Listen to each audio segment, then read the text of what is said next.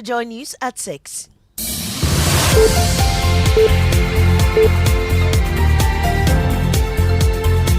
The news is live on Joy 99.7 FM and Hits 103.9 FM in Accra. In Kumasi, we're on Love 99.5 FM and over 30 affiliates across Ghana's 16 regions, including Sankara FM Yendi, Castle FM Cape Coast, Laura FM Laura, and Radio Max Takrady. Get radio, TV, and online content on the myjoyonline.com interactive app for Android and iOS devices. Coming up, commencing today, motorists are expected to pay at least 75 cedis annually as carbon emissions levy on internal combustion vehicles. We have details plus hear from the GPRTU, which says it's considering passing the cost to passengers. Because we're already paying on the fuel we've been buying. There's no way professional drivers of this country will work for free. If you slash it on us, you also slash it on our passengers as well.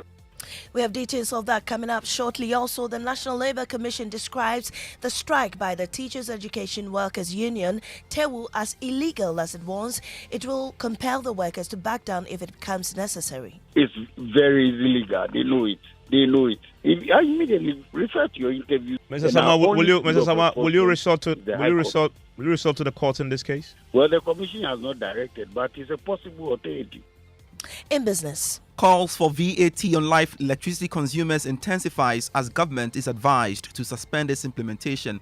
We'll get to hear from a tax consultant. And later, the Ghana Statistical Service has been justifying the basis for the release of its controversial survey indicating Ghana missed out on 2 policy targets designed to reduce spousal infidelity in 2022. Policy target for 2022 is 7.7. Both women and men, the target to reduce the number of men and women having 2 or more partners, we missed the target. I am Amiesi Nyamiche Thompson. Details now.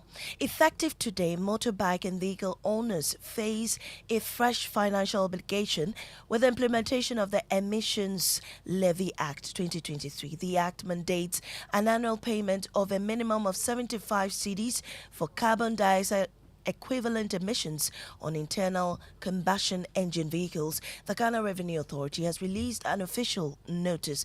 Joining me in studio is my colleague Samuel Mbura with details of that notice. Mbura, do we know why government is introducing this levy in the first place? Yes, Mami AC, the government is introducing the emissions levy as part of efforts to address greenhouse gas emissions and promote the use of eco-friendly technology and green energy. This initiative aims to encourage the public to shift towards more environmentally friendly vehicles. In line with this, the government announced in the 2024 budget that import taxes on electric vehicles have been waived, further incentivizing the adoption of greener transportation options. Well, we know at least you're paying about 75 cedis annually. Are there other prices to this?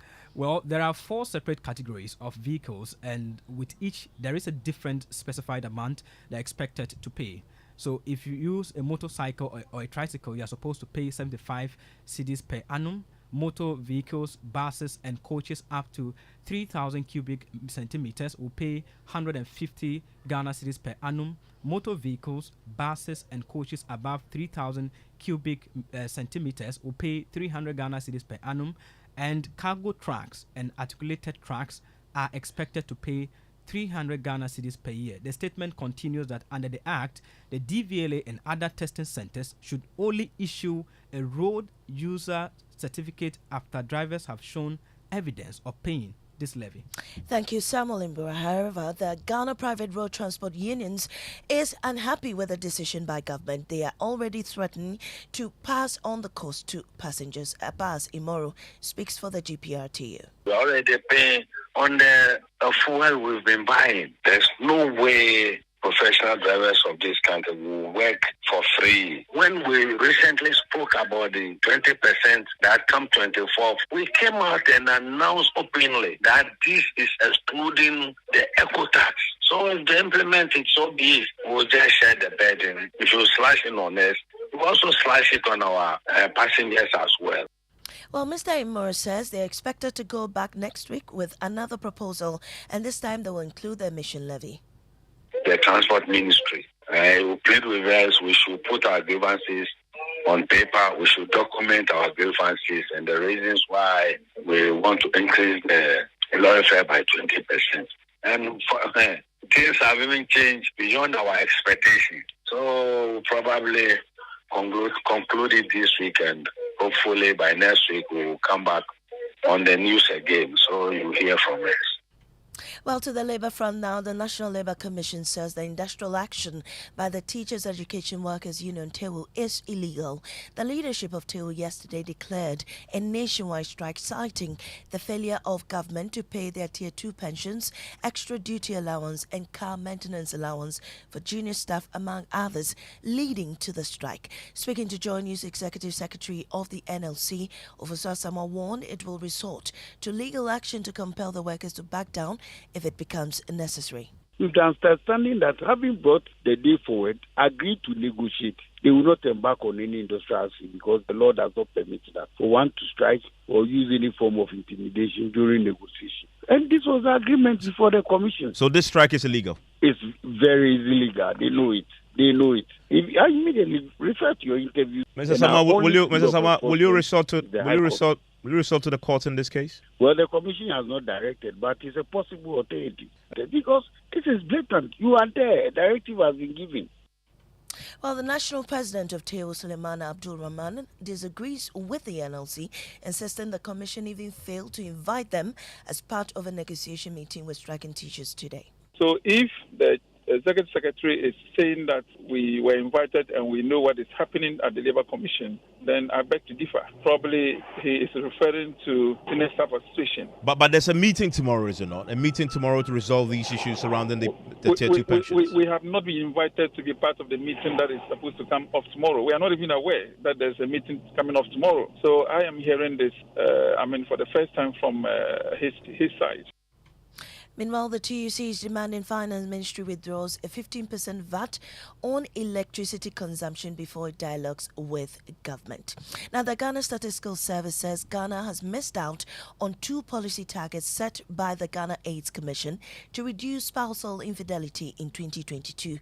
Speaking to Evans Mensah on Newsnight on the back of the controversial demographic survey, Assistant Chief Statistician Godwin Ode JB wants the policy tightened to control spread of HIV and the AIDS. emphasis is on protection against HIV. And then you also found that 17.5% of married men in Ghana have 2 or more partners who are not their wife. Were people comfortable talking to your workers on the ground when you asked them these questions? Yes, before we go to the field, we train ourselves. We prepare the field officers on how to ask the question. First of all, you need to seek consent so that the respondent, will have confidence in you. The Ghana AIDS Commission, they have a strategic plan for 2021 to 2025. They have a target that at least we should have 2.2 women who have 2 or more partners. But the results indicated that 3%, meaning that we've missed the target. Taking the men too into consideration, the results shows that about 10% of the men had 2 or more partners. But then the policy target for 2022 is 7.7. It means that both women and men, the target to reduce the number of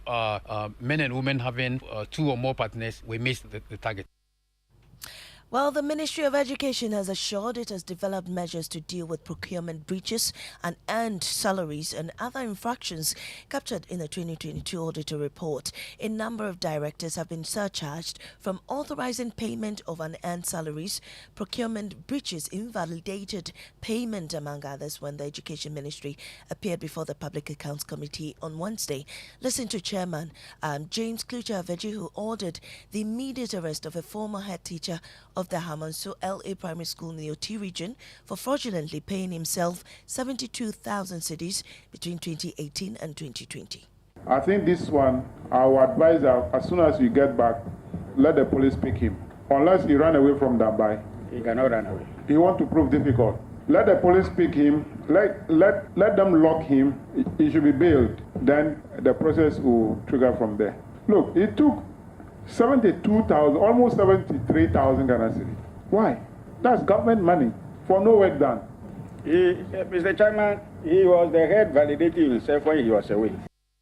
Well, Deputy Minister of Education Gifty Chumampofu assures the measures are put in place to deal with such infractions.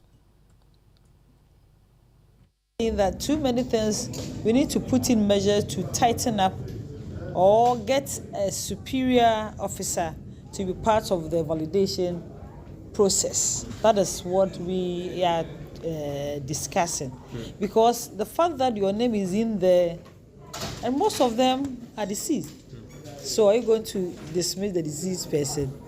And the bulk of them had also traveled outside the country, and few of them had left GES and working with other private or government agencies. Give to Chumampo for bringing us to the end of this bulletin. In our top story commencing today, mortuaries are expected to pay at least 75 cedis annually on carbon emissions levy on internal combustion vehicles.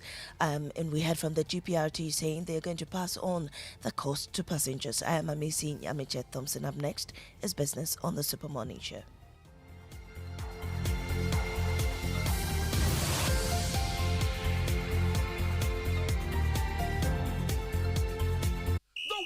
Is over. It's the Clash of Titans. The Total Energies African Cup of Nations Côte d'Ivoire 2023 is here. And as part of this year's competition, all Total Energy service stations will go into 100% football mode. So drive to selected service stations and kickstart your year with lots of amazing giveaways.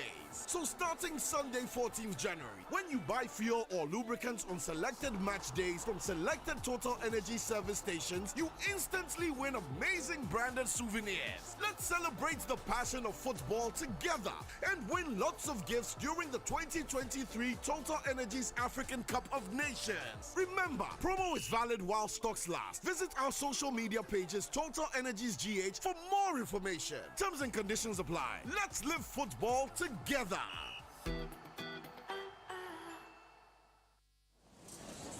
The boys are lined up looking for an opening.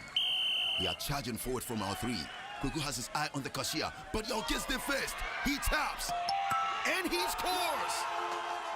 Win your ticket to glory with the ABSA Card Assist. Tap to pay with your ABSA debit or credit card, and you could win an unforgettable Premier League experience in the UK or any of over 50 consolation prizes such as home appliances and shopping vouchers. It's time to tap your way to the Premier League with your ABSA card. ABSA, the official banking partner of the Premier League. Terms and conditions apply. Millennium Insurance has enhanced its motor insurance policy cover to make life more comfortable for you, our valued clients, and in the event of vehicle breakdown whilst on the road. To ensure your safety and that of your vehicle, Millennium Insurance will ensure that your broken down vehicle is towed to a safe place within 1 hour of call and 30 kilometers radius from the place of breakdown. This service is absolutely free. Millennium Insurance, your trustworthy partner, is on standby to be of service to you. Contact us now on 0501 394 997 or 0501 285 821, 0501 394 997 or 0501 285 821. Millennium Insurance, your trustworthy partner. No matter your water needs, Syntex has it all. Syntex tank was first to introduce double layer tank, and now you can have as many layers as you want. Syntex tank was first to introduce white inner layer tanks in Ghana, and now introduces the customer specs order, which will let you order any color and size you want. Syntex tanks gives you the biggest warranty of 7 years, which no other tank gives you. So whatever your water consumption, size of project, or demand, choose Syntex tank. Syntex tank, stress-free. Syntex tank, reliable. Syntex tank, maximum guarantee. Call 0244 335 168, Kumasi 0505 555 666, or visit syntexgh.com. Syntex tank, a strong, a tough.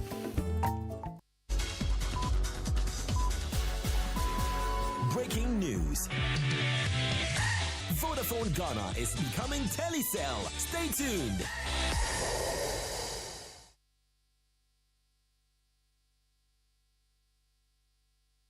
Well, here we go. In just a moment, the Joy Business Report comes your way. And of course, it's brought to you by Total. Well, the 6 a.m. news was brought to us by Total Energies.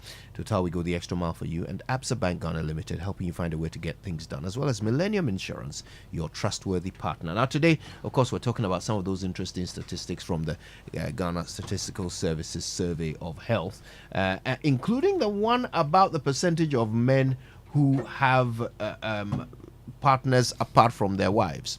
Okay, it was quite interesting to see that it said 2 out of 10 men did this. People didn't seem to believe it. Listen. More than a bro. What I can say about the statistics is that 2 is less. Instead, it should be like 6, 7, or 8 men, because most married men have side chicks.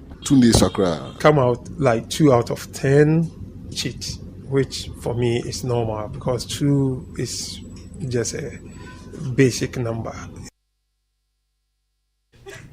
Isn't that interesting? Yeah, interesting, Kojo. And funny enough, Mbura is trying to justify why the gentleman said so. Well, I mean, he's somebody you should listen to. I mean, yeah. I mean, if you want insights, I think he's someone you should listen to. He says that number was low because of the current economic situation. That if this survey had been done at a different time, the numbers would have been higher. I mean, as an industry expert, you have to consider his his analysis here. Interesting. He knows what he's talking about. That's one of the statistics that we'll be discussing today. Many others. It looks like 168,000 wives are cheating on their husbands. Wow. So at this point, everybody is asking themselves, media woman. No. And by the way, these are the ones who answered truthfully in the survey. Okay, I strongly suspect that as part of the code of Umerta, which means silence, the typical woman cheating is not going to admit it even in a survey. Who knows whether it will end up getting her tripped up. So be interesting. Today we'll break it all down. I can't wait. Yes. All right, then maybe it's time for us to kick things into gear with everybody's favorite business bulletin, the Joy Business Report.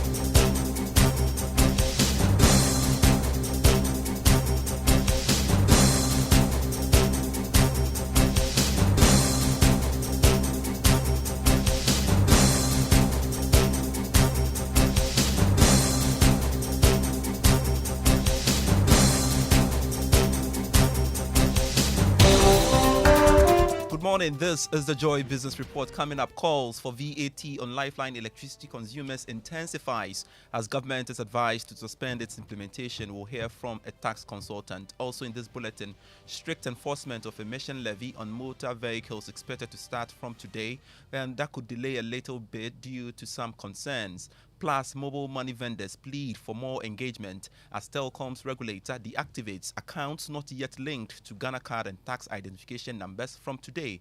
We have details of these and many others lined up for you. Please stay.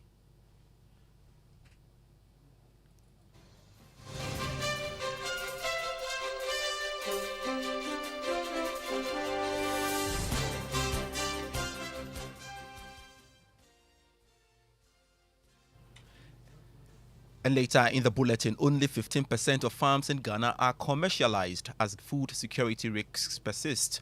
I am Pius Kojobaka. A look now at our stories.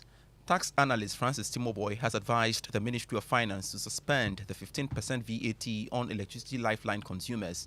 Labour Union has indicated that it may embark on strike if the finance minister does not write to the Electricity Company of Ghana to withdraw the directive to implement the VAT from January 1. The ECG has also indicated that it will be difficult to implement the VAT. Mr. Timoboy is of the view that the tax must be suspended for more engagement. We saw 2023 budget full of taxes, and now we are being told that the VAT on electricity consumption for household is going to be implemented. And I think that to address the labor unions, their concern, we've had a lot of the indirect taxes coming in. So we should, continue suspension of this particular VAT on electricity to household consumption.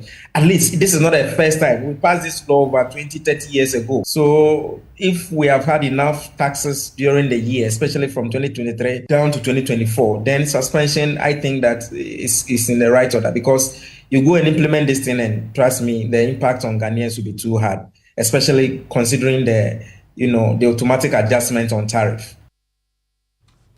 Francis Timoboy is a tax consultant. Now, the strict enforcement of the emissions levy on motor vehicles from today could delay a little bit, and this is what Joy Business has picked up from government sources. My colleague George Yafe has the rest of the story. Joy Business is learning that the necessary systems that should be in place to aid the enforcement of this levy is yet to be installed. That is, the monies that the Driver, Vehicle and Licensing Authority, for instance, will collect, how would that be seamlessly transferred to the Ghana Revenue Authority? Another reason why I could see the enforcement of this levy delayed is the fact that the Ghana Revenue Authority is currently in discussions with the various transport unions on how this levy can be enforced. Therefore, this notice is seen as a little bit premature. Joy Business is learning that the Ghana Revenue Authority could be looking at enforcing this levy in the coming weeks, or possibly in March. We understand there is still some work that needs to be done to aid the strict enforcement of this levy that is yet to be completed. Some have already argued that this levy could be likened to the VAT on electricity consumption, which has seen an announcement of it by authorities. However, strict enforcement has delayed. George, you are fair there. To one other stories we are following up for you, the Mobile Money Agents Association of Ghana has appealed to the Ghana Telecommunications Chamber and the Ghana Revenue Authority to engage its members as the telecom regulator deactivates mobile money vendors who have not linked their Ghana cards and TIN to their accounts from today. According to the association, about 60% of its members will be cut off from the money transfer system. Dela Abuchi is the president of the association. So as Mobile Money Agents Association, the president, I will have to appeal to the authorities, that is the GRA, network provider, that is our principals, and then those who matters to hold on, so that we will get back to the drawing table to understand some of the things very well. This is purely miscommunication, because if they should go ahead and block all the SIMs, I can tell you that more than about 60% of agents will be going out of business from tomorrow going. Because only some few people who, when the GRA started the deductions, rushed to the banks for that reconciliation. Only some few, those who go to the bank. But what about those who don't go to the bank? And there are more than those who go to the bank. La Abuchi is the president of the Mobile Money Agents Association of Ghana. Away from tax-related stories, only 15% of farms in Ghana are commercialized. That's according to Sea Energy Global Holdings. And its report on creating agriculture financing schemes for sustainable agriculture and food security also revealed that only 4% of total bank lending in Ghana went into agriculture in the last 5 years. Here's more. The report said low mechanization, poor farm record keeping, poor rural transportation infrastructure, post-harvest losses, among others, are the core challenges affecting the agriculture sector performance and hindering finance for the sector. Typically, agriculture portfolios are thin for all financial groups. Considering the existing funding gaps, the report said more interventions are expected from funds and financial institutions, especially the Agriculture Development Bank and Ghana Exim Bank, whose core mandates include providing funding to actors in the agriculture value chain. In the wake of climate change, the report also warned of the rising food security risk in the country. Ghana is one of the top 10 countries impacted severely by climate change despite contributing the least to global warming. The country saw an unprecedented rise in food prices from 2022, evidenced by the National Food Price Index, which increased by 23.8% in 2022. Business Desk report. Now, a former Director General of the State Interest and Governance Authority, SIGA, Ambassador Edward Boateng, has expressed worry over the lack of partnerships between some foreign investors and local businesses across the country. Mr. Boateng urged local experts to open up on opportunities to support Ghana's economy. He was speaking at a business engagement with the Finance Minister. We need your support, we need your expertise, money, everything, but our community should also benefit. And I believe that if we do that, there will be no problem. But the truth is, and it's something that we develop. But at the end of the day too, Chinese businesses have to partner with Ghanaian businesses. You cannot develop the country by yourself. I always tell Chinese people who come in there, find a local partner. Because at the end of the day, you may go back to your country. Somebody has to run the business here. Former Director General of the State Interest and Governance Authority, SIGA, Ambassador Edward Boateng, speaking there. On Investor Eye today, make sure you keep all documents related to any investment you make to help police investigations anytime you become a victim of an investment fraud. Let's take a listen to the head of technical ICT and digital forensic at the Economic and Organized Crime Office, Amankwa Atta.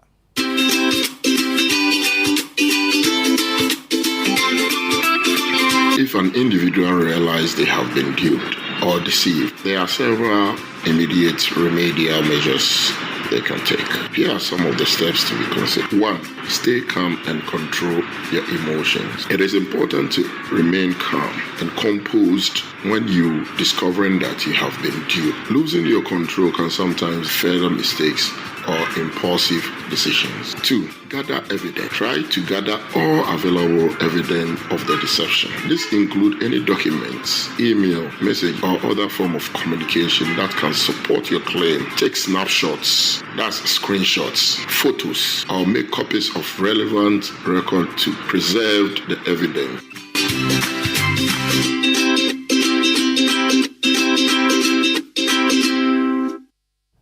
Head of Technical and ICT Digital Forensic at Yoko Amankwa Atta there. To the commodities market, crude oil dropped to $81 a barrel. Gold increased by $6 to open trading at $2,045 an ounce. Cocoa is selling at $4,822 a ton after going up by $17.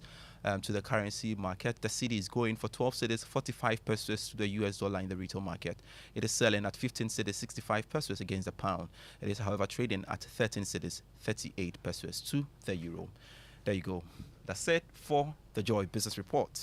Hey, Winston. Hi, Pius. How are you? Very well. Very well. We thank God for your life. Yeah, a brand new month. Yeah, brand new month, month of February. Yeah. And I am preparing for Christmas 2024.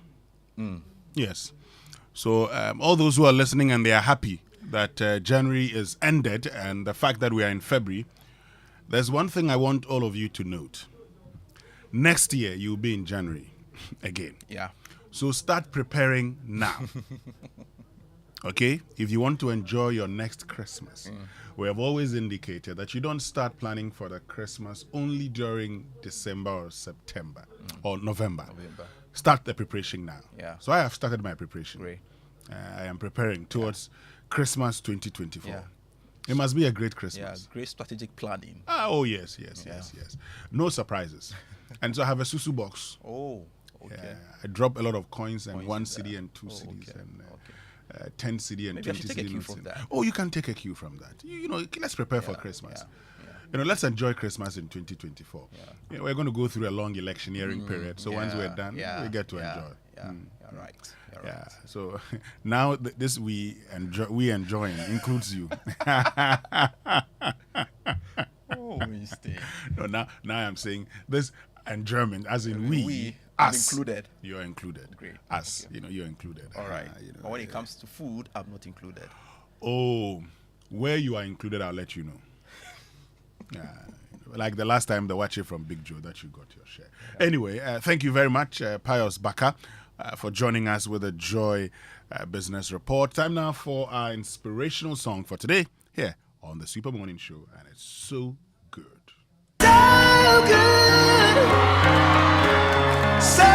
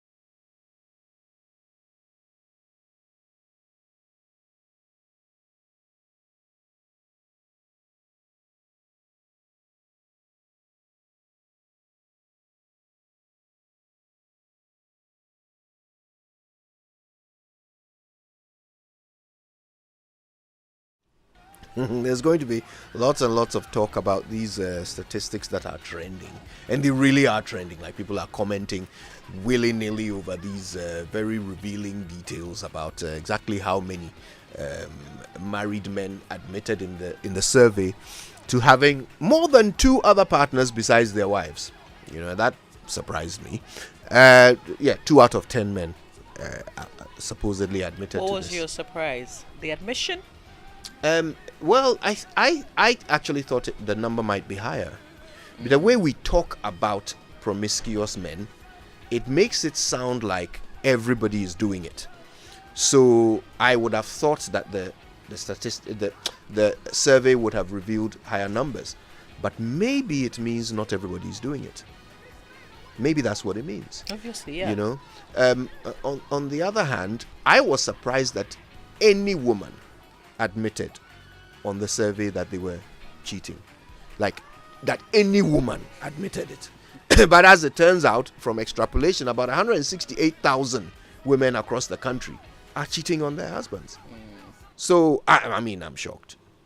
That shocked me more than the statistic for men. But those are not the only things we're interested in today. The unprotected sex really worries me. It really worries me. The trends are shocking, especially among younger people.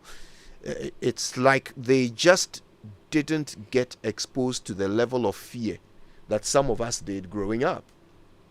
For which reason, that option doesn't even present itself normally to us. But it seems the younger generation are much less risk averse. And the consequences might be worrying.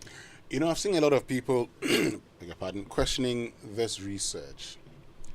And my response is very simple. So now you know the number of people who are likely to have sexually transmitted diseases or infections, and the number of persons who are likely to put our health system and facilities to stress. So once you know, you begin to deal with it, because the other point is that you want a healthy population. Indeed. You don't want people trooping to the health facilities. And today, ARVs are very expensive. Okay? Even the number of people who know that they have HIV, about a third of them are not on these ARVs. Yeah. So that in itself is problematic. So you want to know the number of people who are engaged in these things.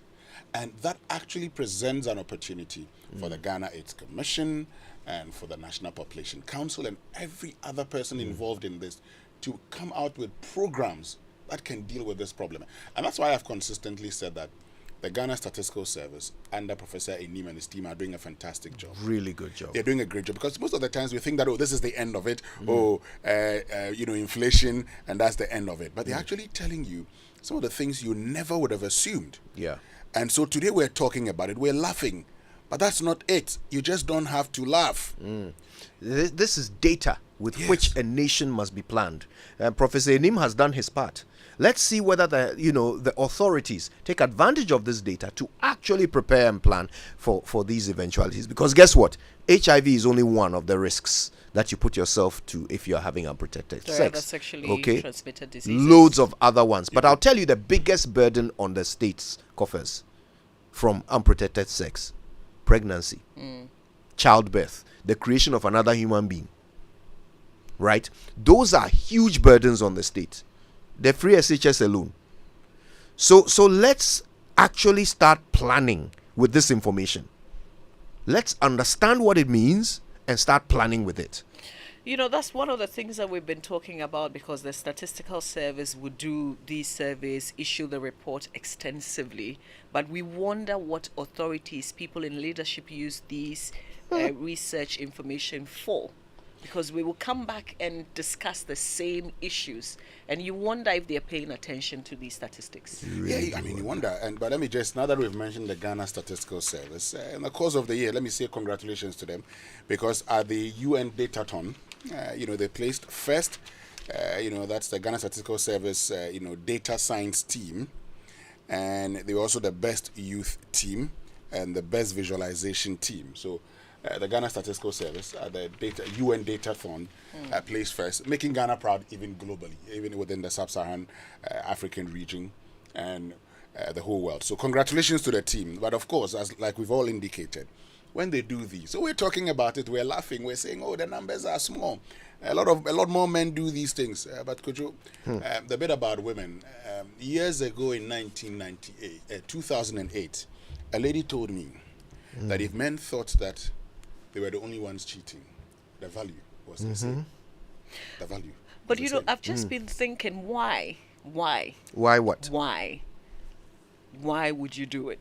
Why would you cheat? Why would you cheat? It's an interesting question. Maybe we can seek answers from our audience if they will be as honest as those people who answered the survey were, and if they will tell us why. It would be interesting. Anyway, let's get into a Drive Safe campaign. Some people's answer will simply be, why not?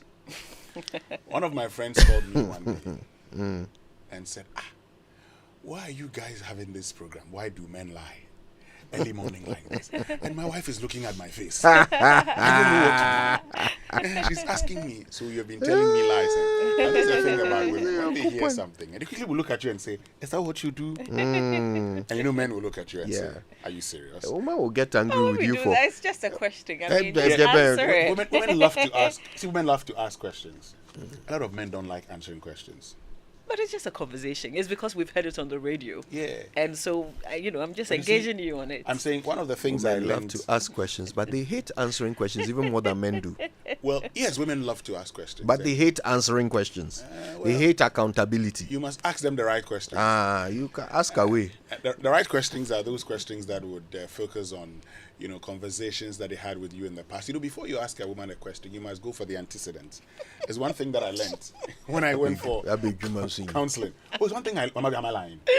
Am I lying? What kind of hard I'm work lying, is tell this? me. You must start from that conversation we had the last time about Asumesi, where he did this and that. It's okay, yeah. So before you get to the main conversation, you'd have spent about 5 to 15 minutes on the previous conversation. Anyway, let's get to our Drive Safe campaign before they start looking for me and saying that why are you saying all the things you're saying. Our Drive Safe campaign brought to us by Joy News and the Multimedia Group and supported by Toyota Superior Quality and Imperial General Assurance Solid Protection. So be aware of your surroundings, pay attention, check your mirrors frequently, and scan conditions 20 to 30 seconds ahead of you. Keep your eyes moving. If a vehicle is showing signs of aggressive driving, slow down or pull over to avoid it. If the driver is driving so dangerously that you're worried, try to get off the road by turning right or taking the next exit if it's safe to do so. Also, keep an eye on pedestrians, those riding the bicycle, and pets along the road. That's how to drive safe. All right, let's learn to say it right now. Say it right, brought to us by Kingdom Books. At Kingdom, quality and affordability are their hallmarks. And Societe Generale Ghana, the future is you. Something must be done. You say either. I say either. I hate grocery shopping. I say so because I'll have to do that later today, and I'm dreading it. Not so much the toiletries, it's the food stuff shopping that depresses me. I'll tell you what depresses me even more though, and that is hearing people say food stuffs when they mean food stuff. S-T-U-F-F. Stuff. There's no S at the end. In its commonest usage, stuff refers to a substance or collection of things. Stuff is an uncountable noun. That means it presents in uncountable quantities and does not have singular or plural forms. It is therefore incorrect to say food stuffs. Please don't ever say stuffs under any circumstances. It is and will always be stuff. That is how you say it right.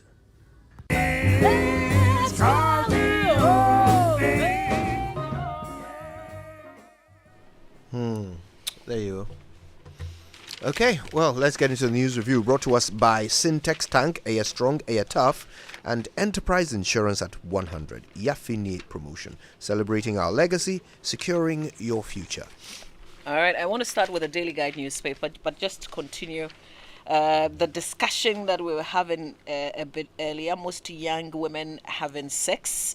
Around 80% of young women in Ghana engage in unprotected sexual intercourse, according to the Ghana Statistical Service 2022 Demographic and Health Survey. And according to the report, this is despite the knowledge that condoms can help reduce their risk of contracting HIV and other sexually transmitted diseases. So the report disclosed that the women aged 15 to 24 and 79% are well aware that consistent condom use will benefit their overall health. Okay, so details of that, and then the other bit about it, which says that 2 out of every 10 married men in the country have had an extra marital frolicking is also in the paper. But back to the front page, new EC reforms will bring chaos, according to former President John Mahama. British government applauds Ghana and Major Mahama trial catalyst for change. That's how the front page of the paper looks like. Just a bit about what former president says. The flag bearer of the NDC has spoken out against the Electoral Commission's proposal to shift the date of the presidential and parliamentary elections. And according to him, such a major electoral reform should not be implemented during an election year, since it can cause chaos if not handled properly. Mr. Mahama stated at a breakfast meeting with some clergymen and Christian community leaders in Kofroidia in the eastern region yesterday. There was a bit of a debate on Newsnight on the same subject, and I don't know what you guys think, the fact that this is being introduced in an election year. Well, I was really waiting for some examples of the ways in which, perhaps we don't have enough time. I had wanted to hear that, okay, well, we would have to complete A, B, and C before we can change the date, and there is not enough time to do that. But I didn't hear a single example of that. I kept hearing people say, it's an election year, there's not enough time. It's an election year, there's not enough time. But not enough time to do what? What would the processes be to change the date? We'll have to go to Parliament. Yes. And that can't be done between now and November 7? But the thing is, I mean, January is gone. This is February, right? There aren't other things that we must concentrate on before December 7. I mean, don't we have a lot of things that the Electoral Commission will have to do? Good. I mean, is this like a priority now? Why wasn't this done last year, for instance? But when you say priority, priority in what sense? Because this was not part of the calendar. Yeah, but I mean, how much time is it going to take out of the calendar to take this to Parliament? So, a lot of things would happen in elections and would happen in politics. There are always lots of suspicion here and there. Now, I wasn't at IPAC, but what I have heard is that at IPAC, the consensus was that this be done for 2028 elections. Now, if that is the case, that the consensus is for the 2028 general elections, the moment you come out and say, we're getting ready for the 2024 elections to be held in November, the first question is, what happened to the consensus that we reached? What is it that the Electoral Commission knows that wants to have it changed this year at all costs, contrary to what all of us agreed? So you see, I guess you are kind of asking the same questions. So you just hold on. Once I'm done, you'll understand. Politicians always have different perceptions and thoughts and suspect one another. In 2016, when we all thought that the best way to go was to have elections in November, Obiamo of the NPP started a campaign, kicked against it, and we didn't have it.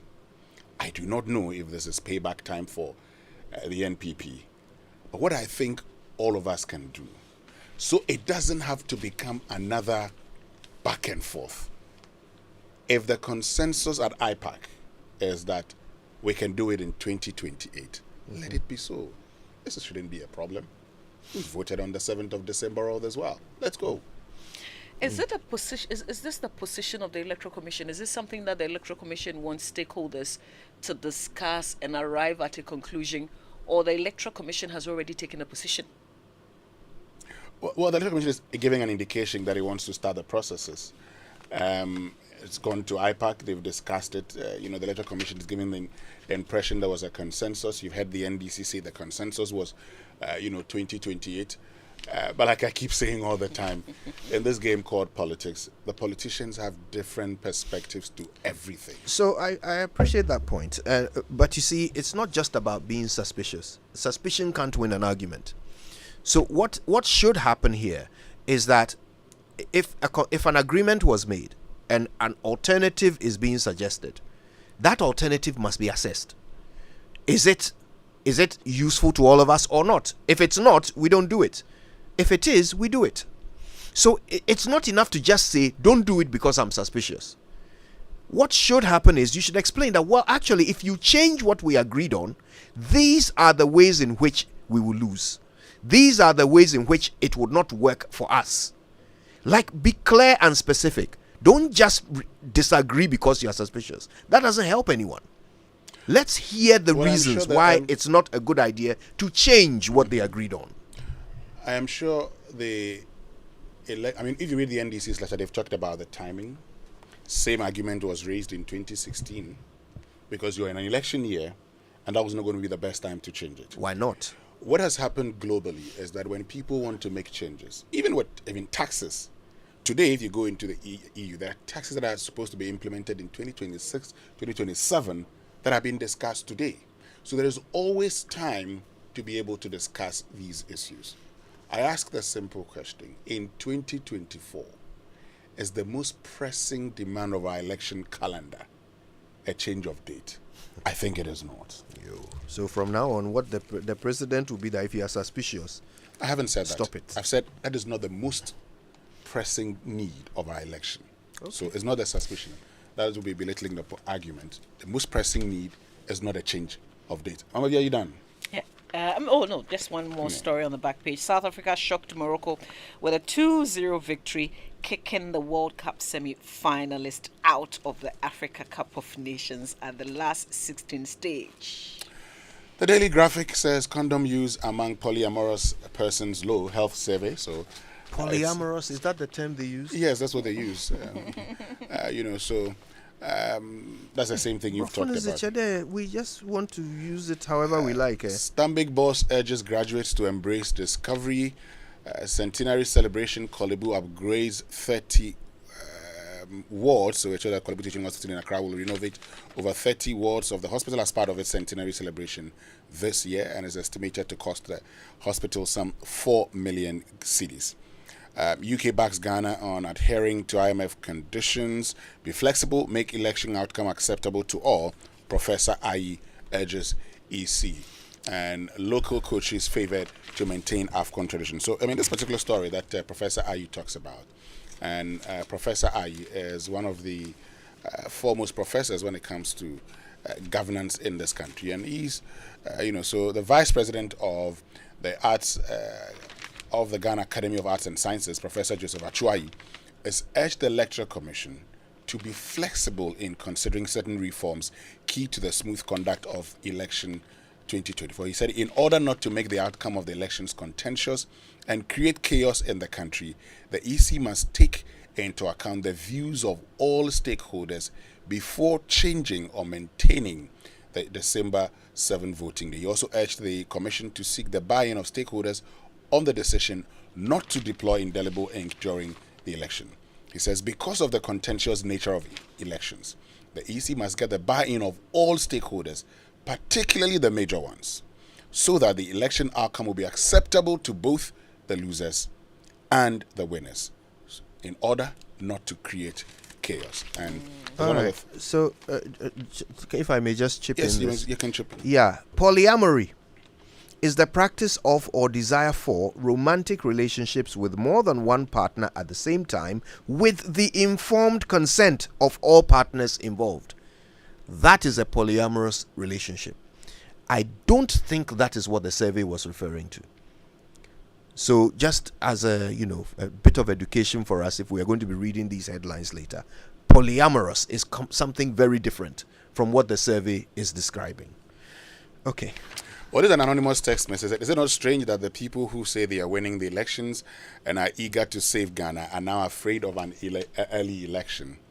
Well, politicians have their own thoughts, but like Professor Achuayi says, get the buy-in of all because of the contentious nature of elections. And we all know I think going forward, the Electoral Commission should allow media personnel in their IPAC meetings, because we get different versions of what is discussed at IPAC, and sometimes we need like a neutral third party to let us know what actually went on there.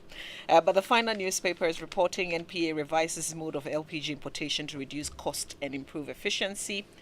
You want to say something? No, move on. Jinapo 6 large-scale miners for dollar power.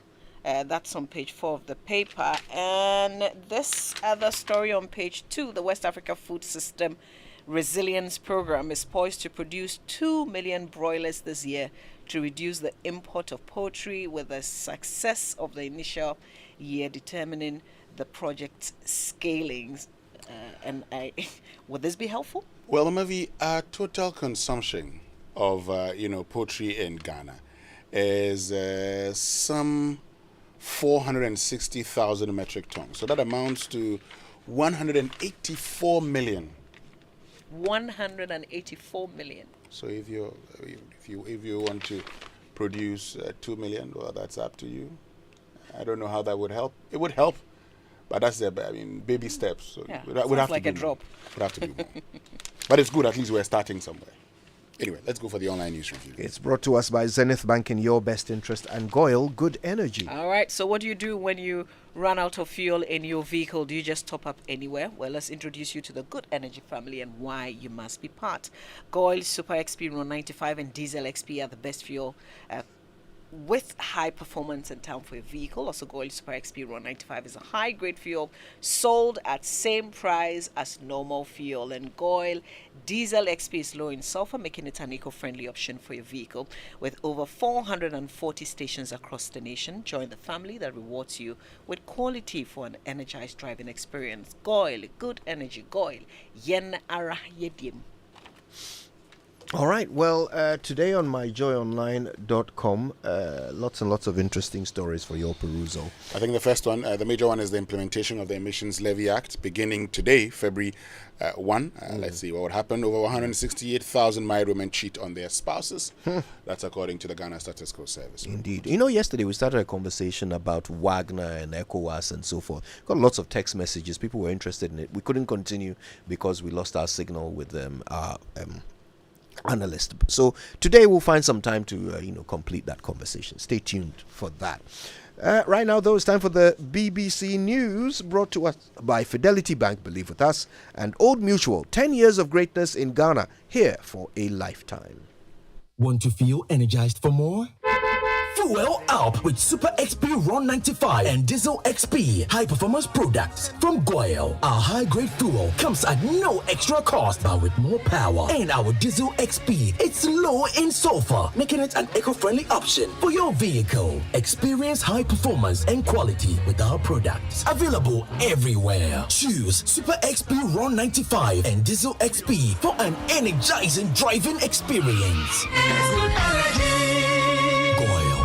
Good energy. For decades, we have helped businesses connect with their trade partners all over the globe.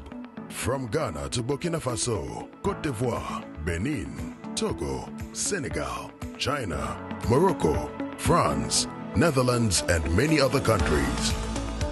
We have made it possible to bring Ghana to the world. We have brought small and medium businesses closer to their customers across the regions in Ghana with our SME support facilities. We have brought relief and smiles to the faces of families with our employee personal loans. With our cutting-edge technology and digital support, we take the burden of complex thinking off you, making life simple.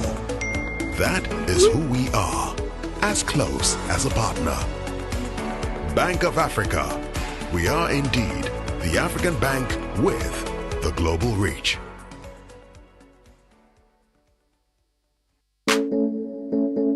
What's so tasty, creamy, crunchy, makes you happy when it's near? Munchie, munchie, oh munchie, oh munchie, shortcake biscuit. Enjoy the unbeatable taste of Munchie Milk Chocolate Biscuits, serving you original milky richness for 20 years. Munchie, a rich ankasa. This advert is FDA approved. It's a century of safeguarding dreams with Enterprise Insurance. In the spirit of our 100th anniversary, Enterprise Insurance revs it up with Yafinia Motor Promotion. One lucky winner will cruise around in a sleek brand new Nissan Kicks SUV. First and second runner-ups will jet off to Dubai for an all-expense paid escape. Renew or get your vehicle insurance between January and June 2024 and win free fuel coupons. Monthly raffle draws give you cool gadgets like laptops, Samsung phones, microwaves, gas cooker, tabletop fridge, and many more. Enterprise Insurance Yafinia Motor Promotion is on at all our branches. Call your broker or agent to buy or renew your motor insurance and make history with Enterprise Insurance at 100. Celebrating our legacy, securing your future. Time-tested, truly trusted. That's the Enterprise Advantage. Terms and conditions apply. This promo is regulated by the NLA on the Caritas Lottery platform. Enterprise, your advantage. Afinembeni, Lajemo, Oyate, Tiny, Makola Kwakwe, Hori, Keke.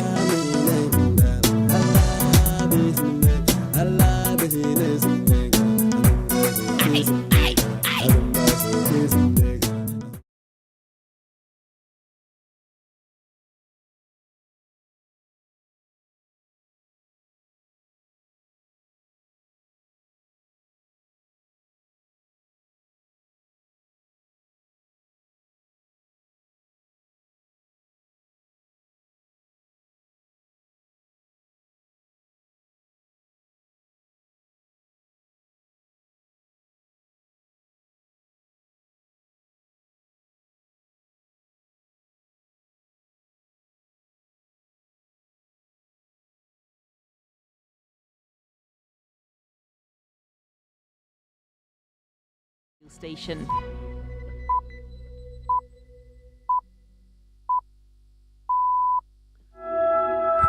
Hello and welcome to Newsday on the BBC World Service with Victoria Wanhunda and James Copnell. Thanks very much for joining us.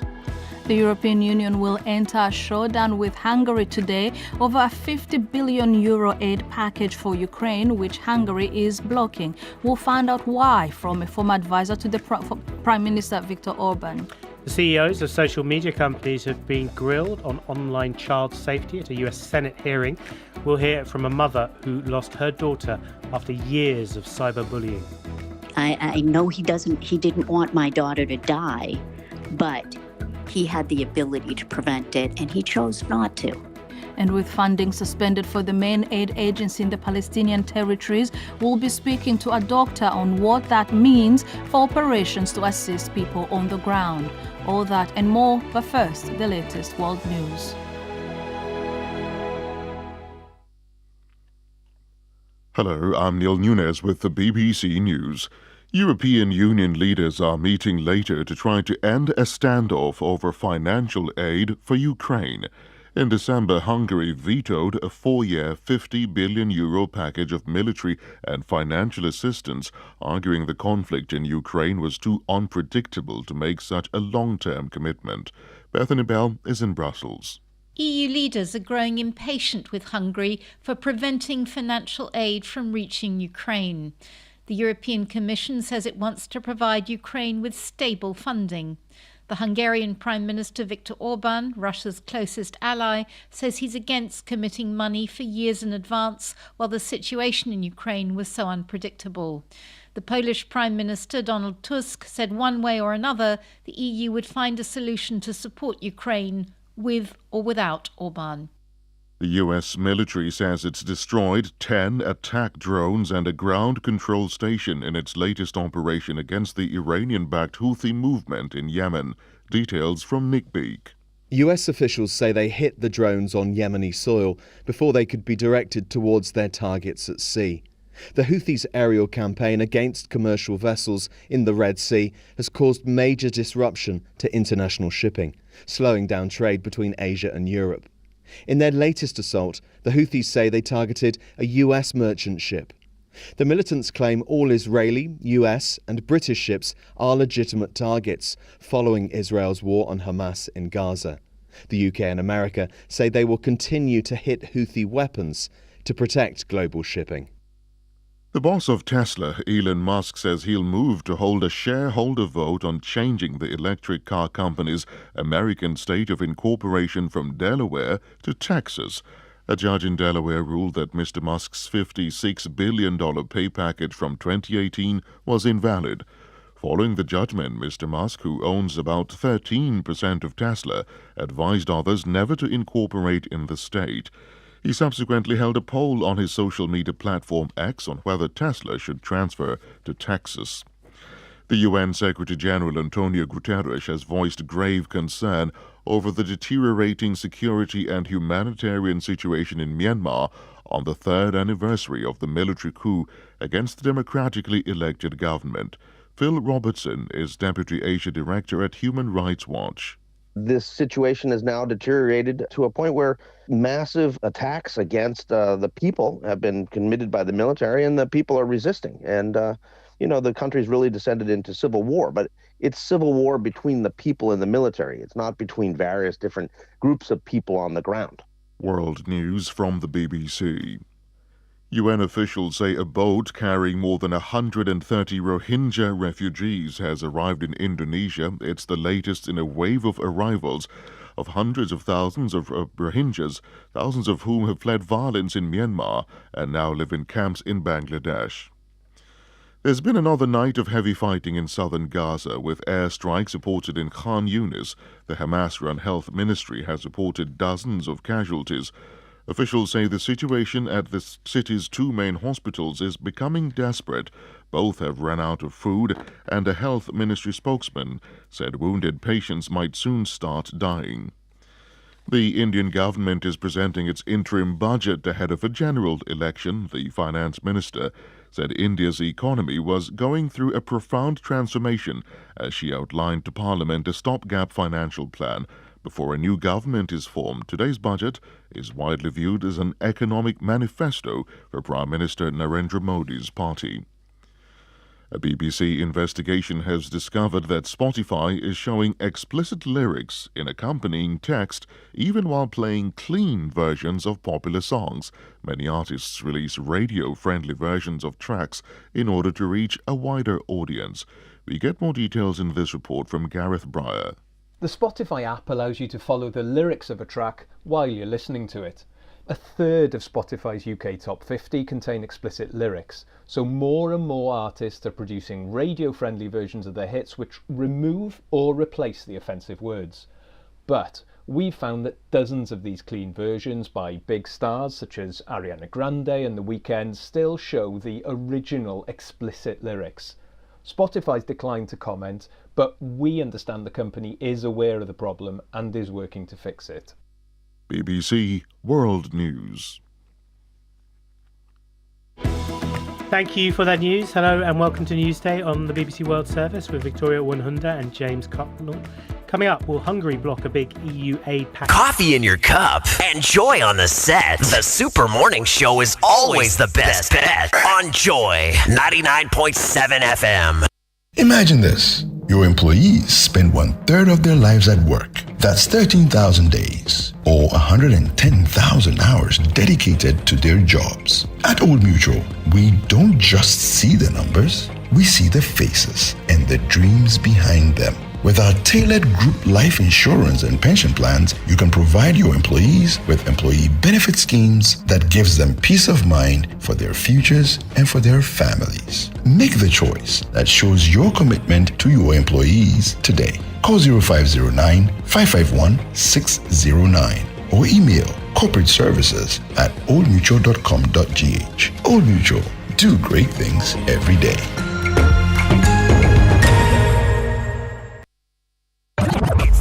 Action-packed breakfast show in town. The hottest music, the best giveaways, the great interviews, and all the laughter and fun you can imagine. Don't miss the Super Morning Show on Joy 99.7 FM. It's the best breakfast show in town. Coffee in your cup and joy on the set. The Super Morning Show is always the best bet on Joy 99.7 FM. The Throwback. The Throwback.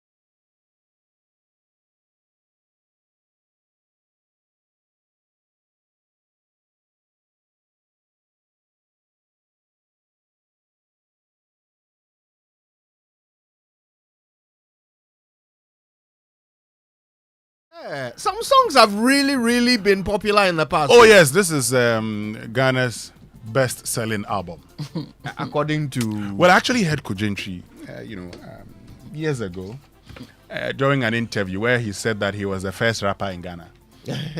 I love your style. You know that song. He raps in there. He has a little rap. Yeah. So then someone asked him, so how many albums do you sell? He says, I sell around 200,000 to 300,000. And he says, that's a lot. He says, well, but Ghana's best album is actually Nankabede Nayoya, because he, Kojentri, heard Nana Champon saying that he sold 1.5 million copies. Oh, wow. So my source is Kojentri, who said he whose heard source is Nana Champon. So that's my source. Why are you laughing? Which year was this? This is a long time ago.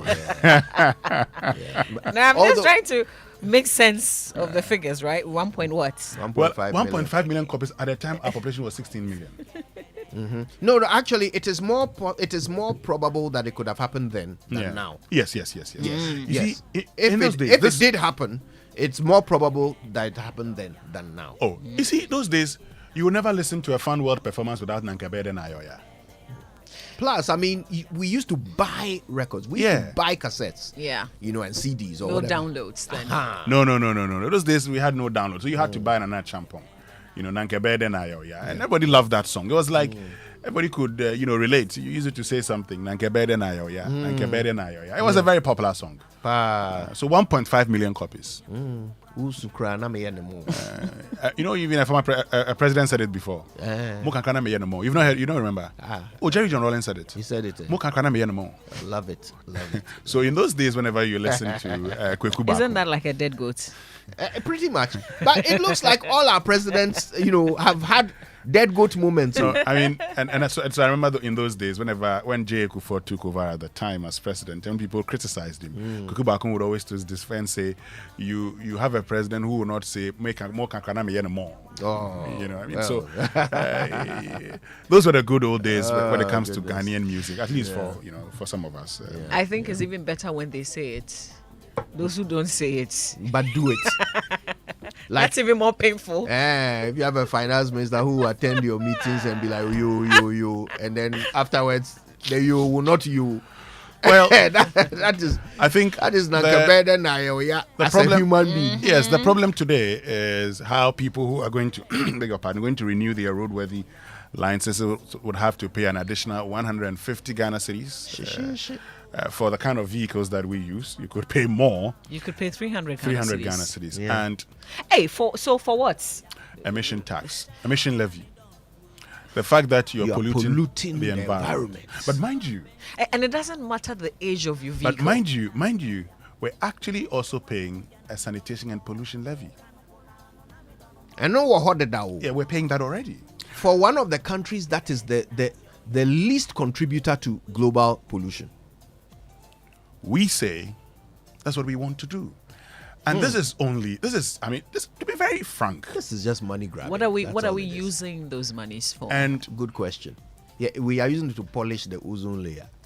So I went to check. Window cleaners will climb up there and wipe it. I went to check our budget. I went for a budget statement. I want to do a few things. So this is our revenue projection for 2024. Total revenue and grants, 176 billion. Now, we say that taxes on income, so personal income tax, it's 23 billion, majority of which is from the formal sector. Kojo and Mamavi. This is a country that says the informal sector contributes an estimated 88%. How many people within the informal sector pay income taxes? 23 billion within the formal sector, you can equate it to, let's even be conservative and say 15%. Where's the rest?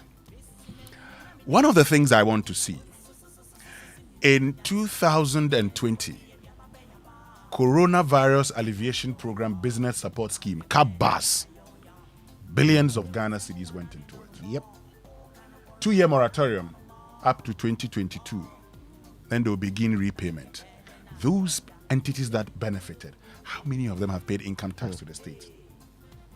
I want to know. I mean, I really want to know. So consistently, when you resort to the collection of indirect taxes, you're only telling us that you're unable to take direct taxes, income tax. When people earn money, they don't pay anything on it in this country. People earn money, they don't pay anything in this country. So all of a sudden, we find ways and means, indirectly, to tax practically everything. That today, even electricity, we want to tax electricity. What sort of a people are we? I mean, and the electricity, that's not all, you see. This is the funny thing. You know, there are other, levies on electricity consumption, right? They would add all of it. Once they tell you they're going to charge you VAT on electricity, they would add National Health Insurance Scheme levy. They will add Ghana Education Trust Fund. Then they will add the 1%. So that is what? 6%. Now, when they add that 6% additional charge, they then would calculate the 15% VAT on it. Why? Why? Why? Fuel prices have gone up today. They are projected to go up today, tomorrow. The only thing that hardly goes up in this country is salaries, particularly for those in the private sector. Yes, as for those in the public sector, they're able to go to government, complain, and say they would embark on a strike action. They're giving some increments. In fact, is on strike. Yes, they're on strike. You see? Very, very sad. Well, but in the midst of all of this, we're actually told that they're having one or two challenges. So may not be enforceable today. We're told there could be some difficulty in its enforcement. Which are the emissions? With emissions tax, what we are learning is that it could delay, and this is what we've been picking. We'll bring you that sound shortly. George Riafi has been doing something on it. We'll bring that to you. But of course, this morning also, a lot of you, talking about the Ghana Statistical Service survey, a latest survey that talks about 2 out of 10 men cheating. And over 168,000 married women also cheating. This is what I think. When you say 2 out of 10 men cheat, people are saying it should actually be 8. We should have been saying 8 out of 10 men don't cheat. And so once you focus on the 2, it's like a surprise to even men. So my friend Justice says, why do they want to attack the credibility of faithful Ghanaian men? Why won't they say that 8 out of 10 married men are faithful? Precisely. That's the real statistic here. Ghana Statistical Service. 80% faithful. 80% faithful. That's right. That's the statistic we should add to our, year of return statistics to attract.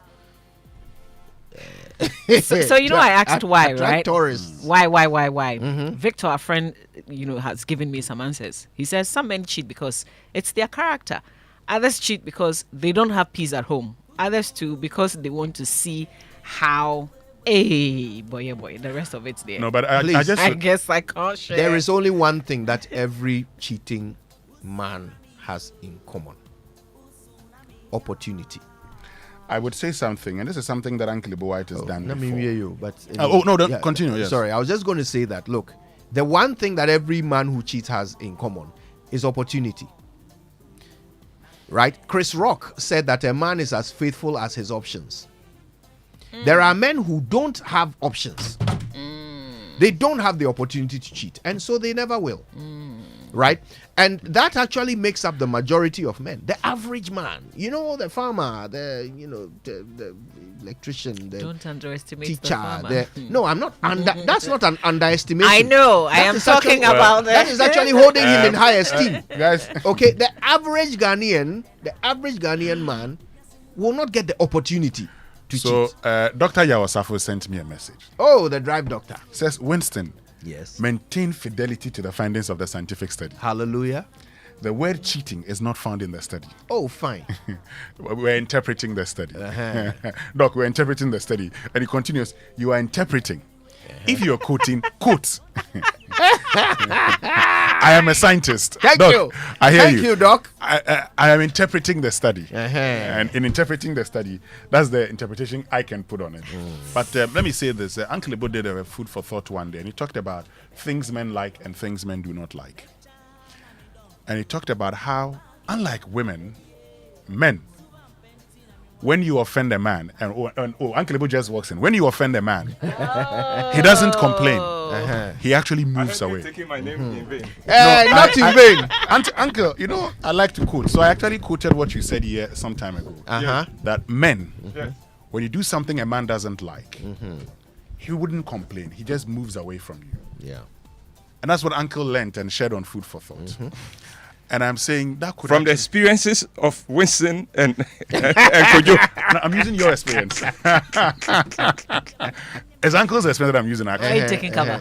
No, but it's actually true. A lot of men don't talk. Yeah. But deep down in a man's heart, he's actually getting fed up with you. So that's answering the why. Okay. Yes, I mean men get up. I think men get up real faster than women, but you may never know. Okay, they actually get fed up, but unlike women who sometimes may act maybe impulsive, the man would hold on. But are you sure that women are that impulsive? I think the narrative has really kind of mischaracterized women. They do. Are they that impulsive? Because the women tend to be planners.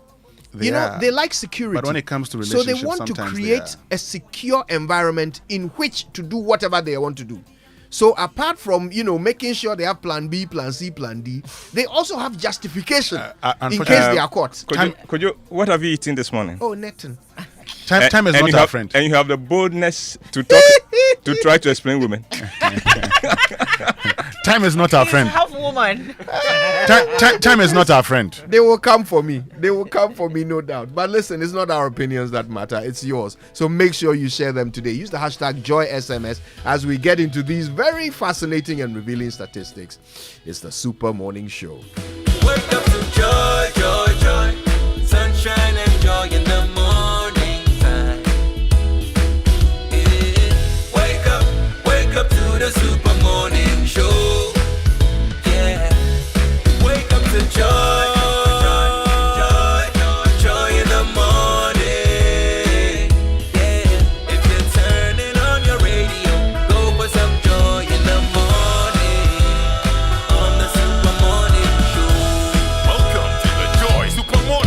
And start the new year with easy and secure movement with SG Ghana. Get reliable motor insurance and receive free fuel for your car. Buy or renew your Sound Drive insurance with SG Ghana from now till the 31st of March and get free fuel of up to 500 Ghana cedis for your trips. It's time to hit the road with reliable insurance and free fuel. Visit any SG Ghana branch today and get the cover you need for your car, plus free fuel to take you places. Sound Drive plan is underwritten by Allianz Insurance. Terms and conditions apply. Societe Generale.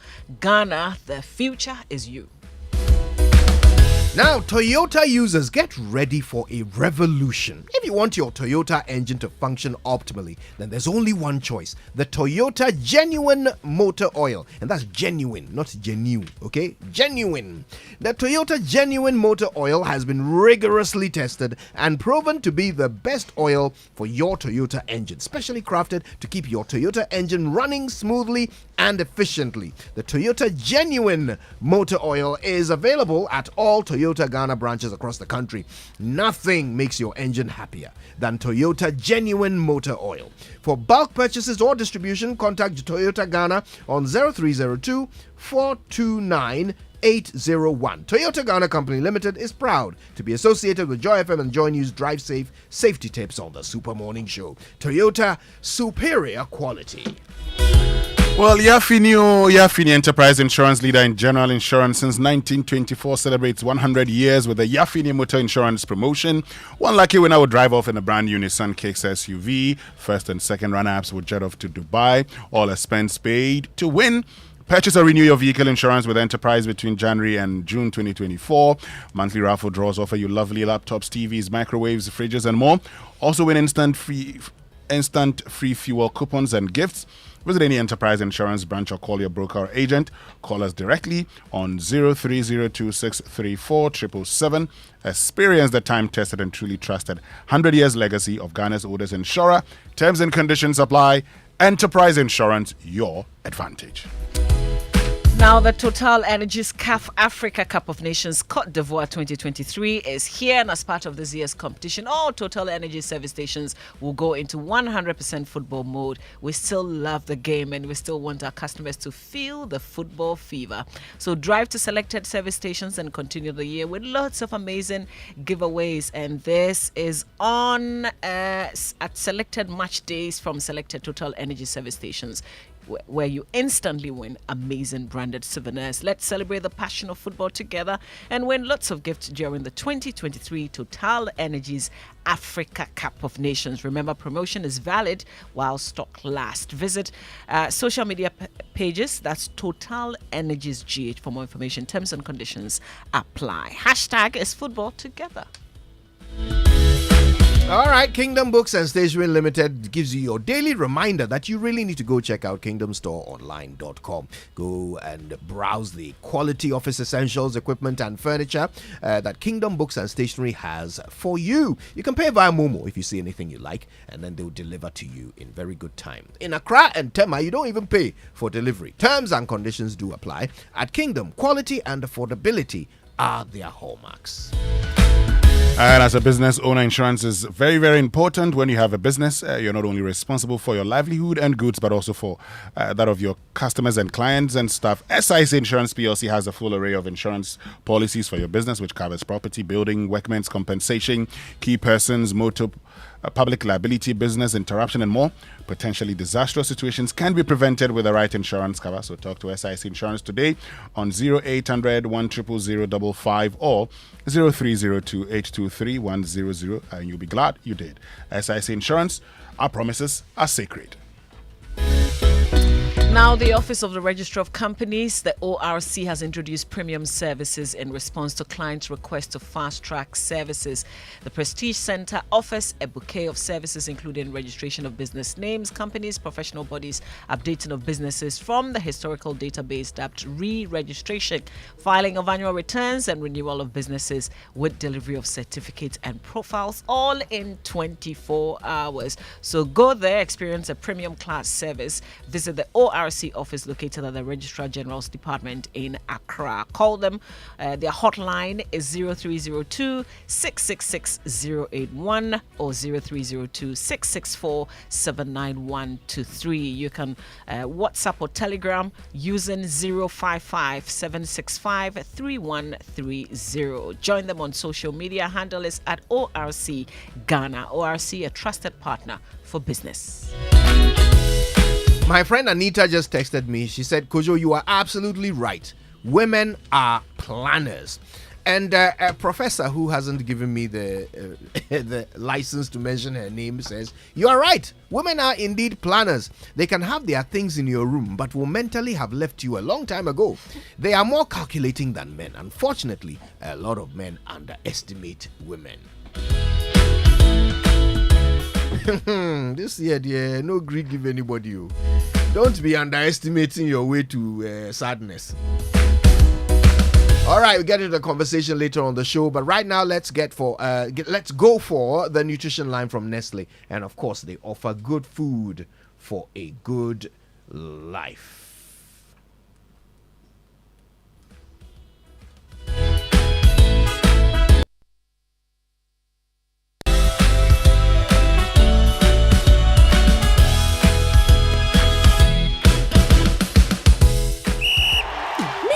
This your son? He'll be a football star.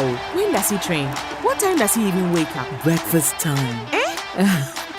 No, he wakes up earlier, but when I give him Milo with breakfast, that's when I see that the champion in him is awake. Don't just wake up your child, wake up the champion in him. Let Milo with Active Go and the natural goodness of malt, milk, and cocoa help wake up the champion in your child every day. Milo, energy to go further.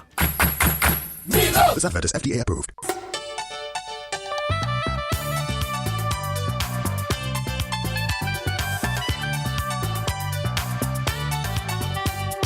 This is Nestle Nutrition Line. Nestle Nutrition Line is a public service program from Nestle Ghana Limited.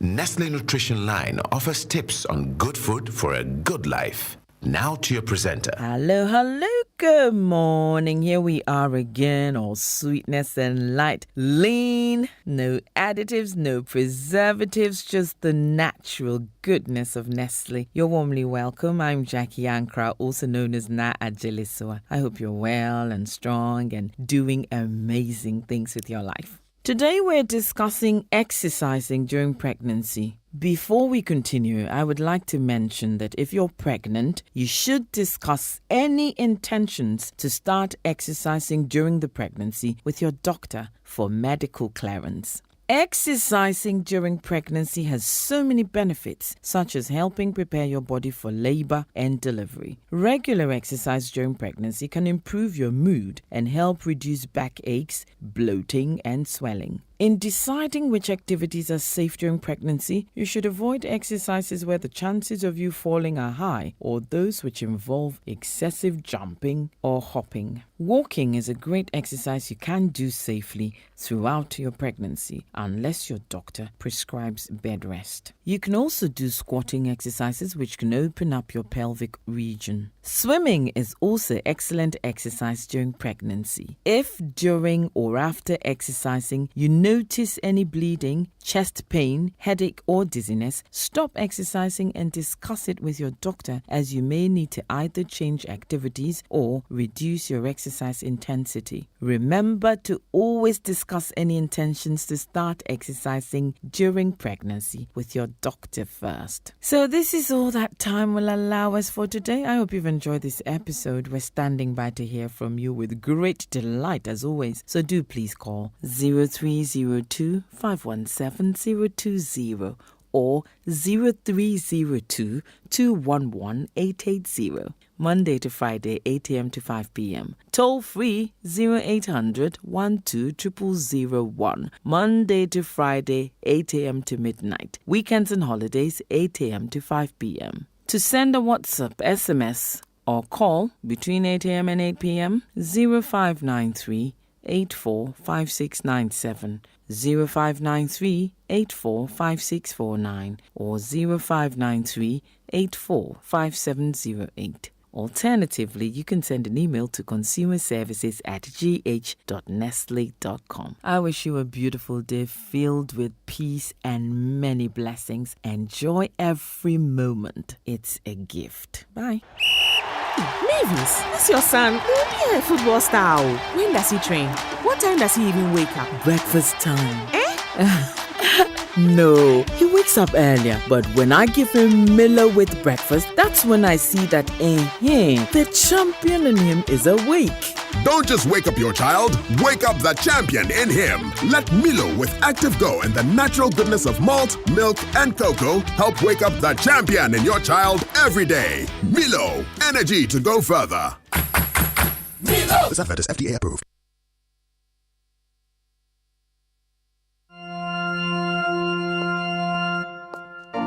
Imagine strutting into the most anticipated wedding of the year, only to see 7 other girls wearing your exact same outfit. You are special and one of a kind, and that's why whether it's voice, data or SMS, you get to enjoy personalized offers tailored to your specific needs with MTN just for you. Dial *141# or select your options on the My MTN app to redeem your unique just for you package on Ghana's best mobile network. MTN. Have you ever thought of the one that makes you complete? An escape from the clutches of interest charges. With the Standard Chartered Visa debit and credit cards, payments are completed at the speed of light, intertwined with interest earning accounts. You also get unbelievable rewards every time you swipe. You have access to over 1,200 airport lounges worldwide. High credit limits of up to 100,000 Ghana cedis and up to 50 days interest-free with our credit cards. You also get to enjoy full multi-trip travel insurance for 90 days. Fees discounted at your feet with our globally partnered merchant points. Bills are always settled, not battled. Get the Standard Chartered debit and credit card now. Call toll-free on 0800 740 100 or 0302 740 100 or reach us via email on feedback.ghana@sc.com. Standard Chartered, here for good.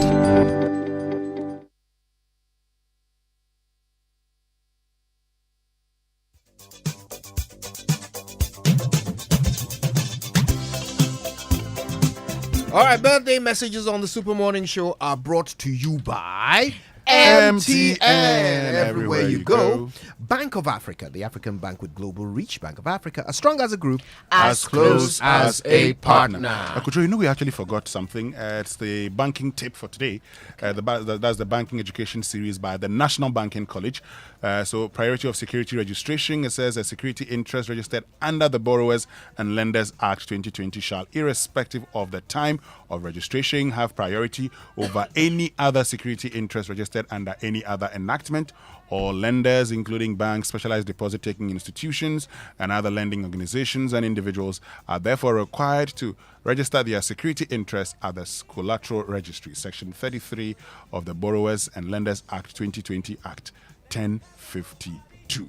Okay, I think we're getting to the sports center now. No, we can get into the birthday wishes now. And today happens to be the birthday of Mamiesi Thompson. Oh, yeah. Our very own Mamiesi. Yes. And happy birthday to my dear friend Charlotte Osei. Today, yes. Today is her 55th birthday. Oh, nice. Right. It was your birthday yesterday, David Achia Asamoah of Republic Bank. Apologies, we missed that, but your wife, Akusia, is thanking God for your life. May this year be the best year ever. And she says she would do it all over again if she had the opportunity to still choose you. So from Akusia and Struma and Papa to you, David Achia Asamoah of Republic Bank. All right. We'll do more later. Sports Center, yes. Sports Center is brought to you by MTN. Everywhere you go. Standard Chartered Bank, here for good. DSTV, it's your moment. And Cowbell, our creamy goodness. Listen, MTN Momo has a brand new app. Experience it, specially designed to make your Momo experience easier, convenient, and faster. Just download the Momo app on Play Store, App Store, on your smartphone, and look out for the blue and yellow icon. It's that simple. Momo app allows you to view your statement, pay bills, and so much more. So use the app for your Momo transactions and enjoy a 100% bonus when you recharge using the Momo app. So go on, download that Momo app now and start transacting with a flex at no data cost. Just Momo it everywhere you go. So welcome to your future design exclusively to propel women-led businesses to the next level. Are you a female entrepreneur developing technology or leveraging technology? Then the Standard Chartered Women in Tech Incubator Program offers specialized mentoring, mini MBA business courses, curated networks, tailored masterclasses, and seed funding to help you unlock unimaginable business growth. Apply now to the Standard Chartered Women in Tech program. Visit scwomenintechgh.com or the Standard Chartered Bank Ghana social media pages for more information. Application deadline is 29th February 2024. Time now for the Sports Center. Thank you very much, Winston. Good morning, and good morning to all of you. Welcome to the Sports Center here on 99.7 Joy FM with me, Fentio Tahiru. Fentio, coming up, AFCON. We're looking ahead to the quarterfinal matches, but plenty still happening regarding Ghana's budget for the 2023 Africa Cup of Nations. All of that coming up.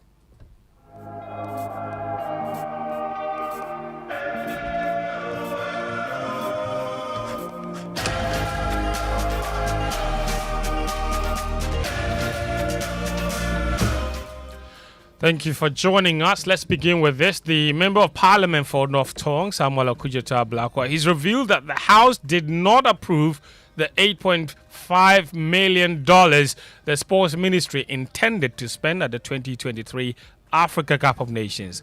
Now, attempts for the ministry to make the budget public before the Côte d'Ivoire tournament proved futile, with the ministry promising to make it public after the AFCON. It took Honorable Ablakwa to make the budget known to Ghanaians after he intercepted documents and published them on social media.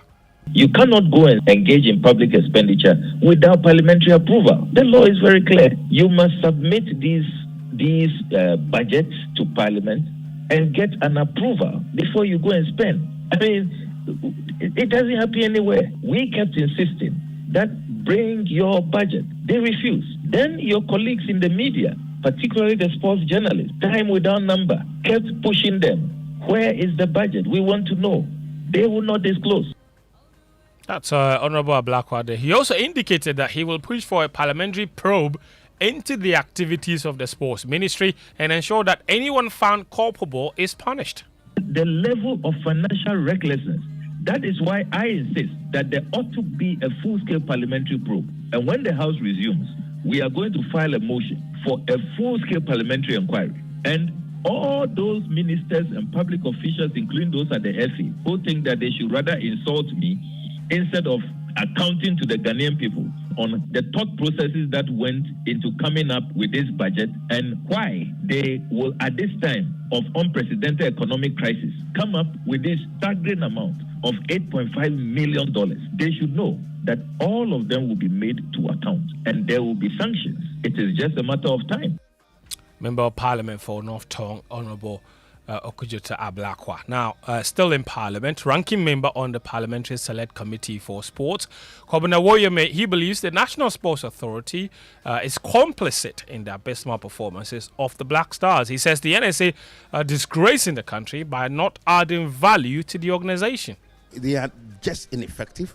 They are not working and they are disappointing Ghanaians. National Sports Authority should have people with the capacity to be able to also assist and support decisions into the scouting process, and then have a certain degree of rapport with the technical handlers of the national teams to the extent that they will be able to suggest the way forward. But the National Sports Authority has gone to sleep. Go to them and find out from them whether they are really working. Kobina Woyome there. The board chairman of the NSA, however, disagrees with Woyome. Mr. Seth Panwom argues that the NSA are ineffective because of inadequate resources. I think I disagree with Woyome on this one. Basically, under the Sports Act, National Sports Authority is supposed to be the technical wing of the Ministry of Youth and Sports. And sometimes when you are financially handicapped, you see that you become so vulnerable even in society. Okay. So this is something that we must cautiously address, so that the technical wing of the Ministry of Youth and Sports will be allowed to function properly.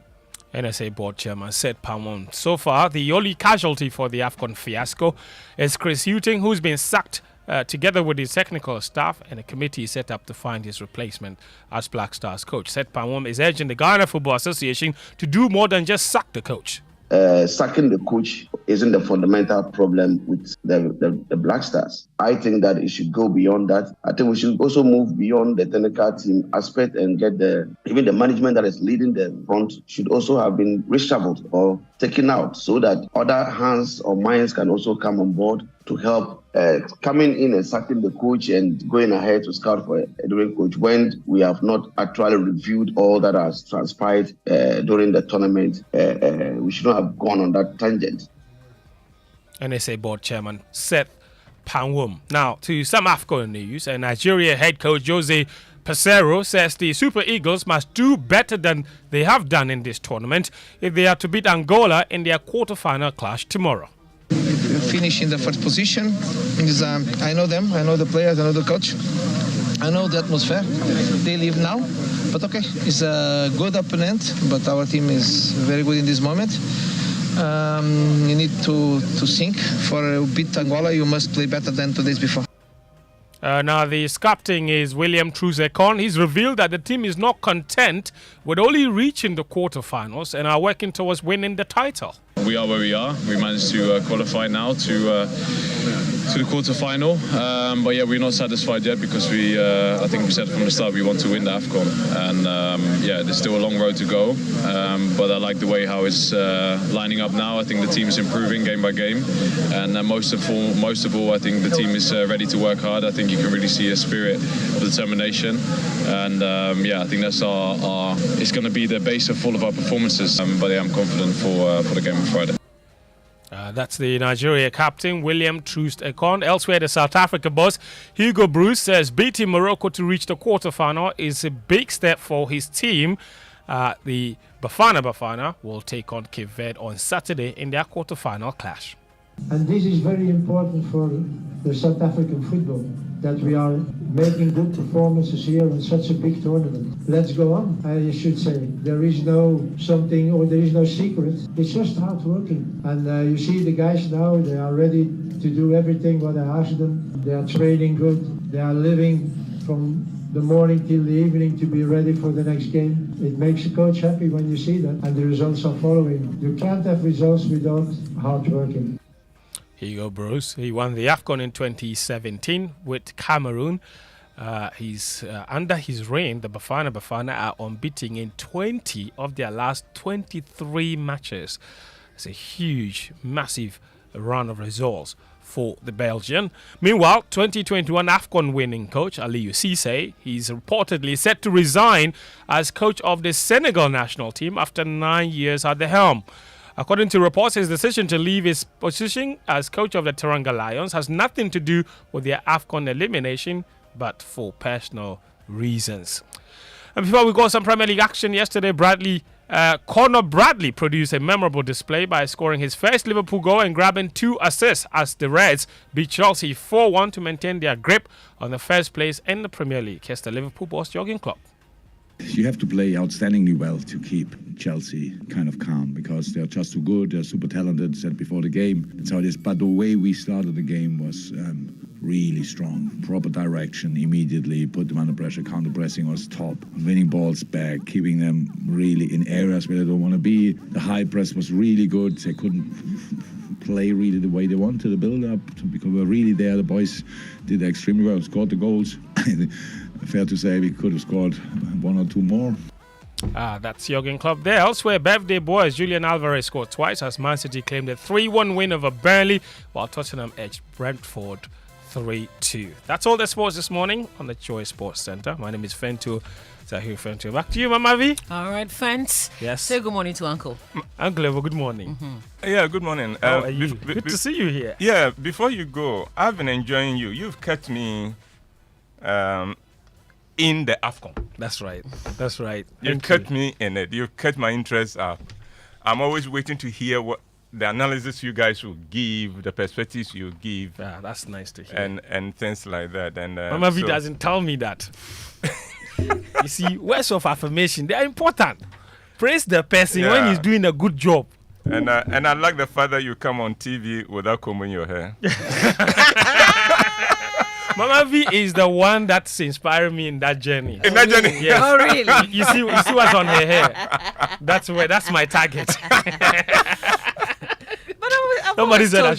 Somebody said he begs me I should give up on the hair because it's not looking good. But I've always said that game plan is my thing. Thank you. Yes, yeah, on Fridays. Tomorrow we're back again. No, they do well. They are good, and the panel he brings and the chemistry he has with them. See? Yes. It's like friends who have met. Yes. Yes. And they are just talking, and yet they are talking sense. Thank you. And they talking real facts. Thank you. It's wonderful. Thank you, Uncle Lebo. But I listen to you guys and I say, I wish Ghana would play soccer as you analyze it.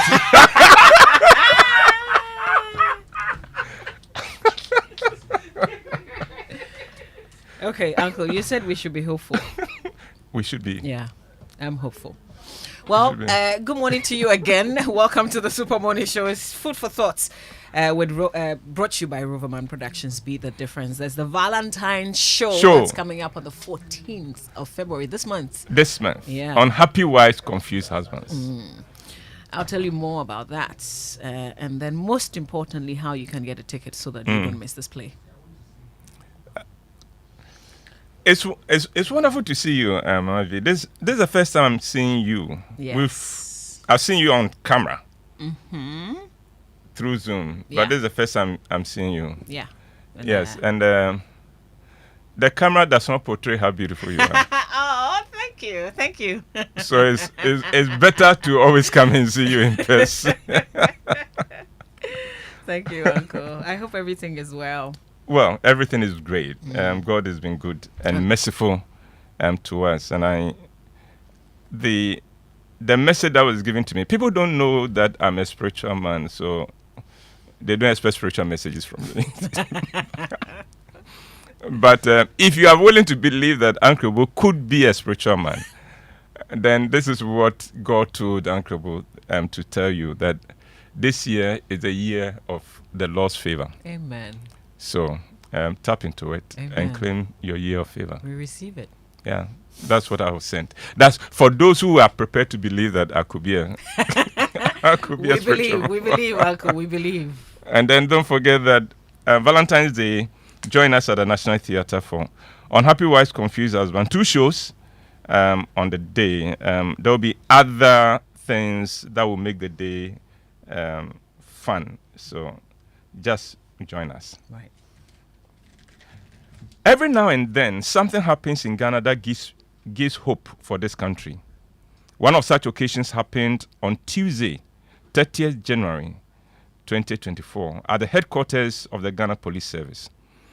The Police Service held a Guard of Honor parade and reception in honor of the outgoing CDS, Vice Admiral Seth Amuama.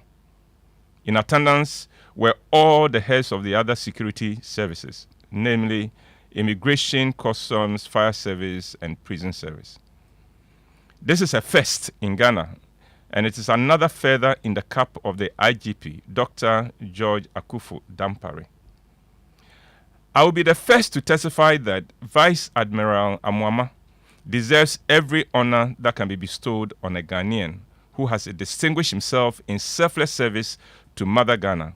And I'm glad that through the initiative of the IGP, all the security agencies in Ghana, through their leadership, had a chance to honor this great son of Ghana.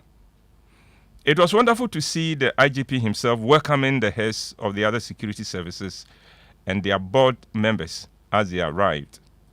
The chemistry between them showed that there is harmony and unity among them. This spirit of harmony and unity was echoed in the speeches of all the heads as they spoke about the cooperation and assistance they have received from the CDS whenever they needed it. The occasion was to honor a great CDS, but in doing so, the IGP and all the other heads of the security services also looked good. I was reminded of a big lesson I learned in my youth, and it is this: you cannot make someone look good without you also looking good. I had heard a lot about the CDS long before I met him at the National Theatre when he came to watch one of my plays. I assumed it was his first time, and so I thanked him for coming to the show.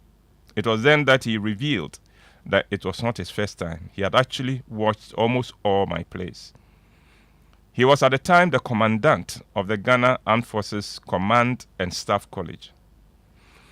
What I didn't know then was that he preferred to come and watch the shows incognito. And now that he knew that I knew who he was, the security-conscious man in him did not quite like that. Then he became the chief of naval staff, and he knew I would want to give him special treatment at my show, so he decided to outwit me. And Mama V, this is how he did it. At one show, he sent one of the officers working under him, whom he knew was very close to me, to get him a ticket for the second show and meet him with it at the entrance to the theater. The officer came to the theater, got a ticket, and waited. When I saw him, I walked to him and we got talking. He told me that he had come to pick a ticket for his boss, and I was excited, and I said I would wait with him to usher the man into his seat. Mm-hmm. And so we waited. Then the officer's phone rang. It was his boss telling him that he could use the ticket for himself because he had already come to watch the show. He had come for the 4 p.m. show. Oh. I understood. He did not want any publicity, and I respected his wishes from that day on. Vice Admiral Amuama is a highly trained officer. He trained in Ghana, in Pakistan, in the UK, in the US, and in Israel. And he did his master's degree in Nigeria. The remarkable thing about the outgoing CDS is that he excelled at every training program he undertook. He carried that spirit of excellence into every aspect of his 40-year career in the military. The Ghana Armed Forces produces a lot of gentlemen, and Vice Admiral Amuama is a gentleman among gentlemen. He carries power lightly, but firmly. He is great at putting people at ease in his company. I love watching him interact with other people. That is when his humility shows. His love for those serving under him is obvious. He loves his work, but he also loves those who serve with him. He is a family man, and his relationship with his wife is wonderful to behold. There is respect and friendship in that relationship. He's a godly man, and if you wonder why Ghana continues to survive despite the best efforts of others to wreck the nation, the answer is that Ghana still has people like the Vice Admiral Amuama serving with distinction and total devotion. So I echo to you, Vice Admiral Amuama. You have represented Ghana Armed Forces and indeed the whole country itself very well. Your service for God and country has been without blemish. May God, whose servant you have been, bless and protect and prosper you even in your retirement. And get ready for the new assignment I believe God has for you. But I'll see you at the parade this morning. They're having a farewell parade for him this morning. And I won't miss it for all the coffee that we don't grow in Ghana. So you see, that's why Uncle Ebo is here. One of the reasons. One of the reasons. So I was just reading that he likes music and flowers. He does, yes. Interesting. He does. A man of many parts. And that's nice. Knowing the security in him, I'm sure the answer he gave, there is a little bit more also left that he won't say. Thank you for honoring him, Uncle Ebo White. Thank you for telling us a bit more about him. Because otherwise, he's usually very quiet to the outside world. So most of the things that you've said, we probably didn't know. And also, even for those who serve with him, he's quiet. Yeah. Well, he's quiet until he has to make a move. Please send our love to him. If I get a chance to speak to him, I will. Okay. But I definitely will be among the. I will be very content just to stand afar and just know I was there. I was there some. Oh, thank you, Uncle. Mavi. Yes, Uncle. Wonderful weekend. Wish you same. Good to see you. Okay. All right. Uncle Ebo White with food for thoughts. And I'll be telling you about his Valentine's Day show on Happy Wives, Confused Husbands. But it's exactly 8 a.m., so we have to cross over and bring you the Business Minutes, which is brought to us always by Consolidated Bank Ghana, CBG. We stand with you, and Anointed Electricals, the generator experts. Hello and welcome to the Joy Business Minute, brought to you by Consolidated Bank Ghana. We stand with you, and Anointed Electricals, your generator experts. Tax analyst Francis Timoboy has advised the Ministry of Finance to suspend the 15% VAT on electricity lifeline consumers. Labour Union has indicated it will embark on strike if the Finance Minister does not write to the ECG to withdraw a directive to implement the VAT from January 1. Mobile Money Agents Association of Ghana has appealed to the Ghana Telecommunications Chamber and the Ghana Revenue Authority to engage its members as the telecom regulator deactivates mobile money vendors who have not linked their Ghana cards and TIN to their accounts from today. And only 15% of farms in Ghana are commercialized. That's according to Sea Energy Global Holdings. Its report on creating agriculture financing schemes for sustainable agriculture and food security also revealed that only 4% of total bank lending in Ghana went into agriculture in the last 5 years. That's all for the Joy Business Minute, brought to you by Consolidated Bank Ghana. We stand with you, and Anointed Electricals, your generator experts. Super Morning Show. Wake up, good morning, good morning. Coffee in your cup and Joy on the set. The Super Morning Show is always the best bet on Joy 99.7 FM. That's right. This is Joy 99.7 FM. 1 minute after 8 on the Super Morning Show. Thanks to Pius and the business team for bringing us the Business Minute, which is proudly brought to us always by Consolidated Bank Ghana, CBG. We stand with you. And of course, Anointed Electricals, that's the generator experts. So your business should not suffer because of financial challenges. I hope that you know that. Are you an individual trading in your personal name, a sole proprietor or a company? Expand your business with CBG's collateral-free lending product.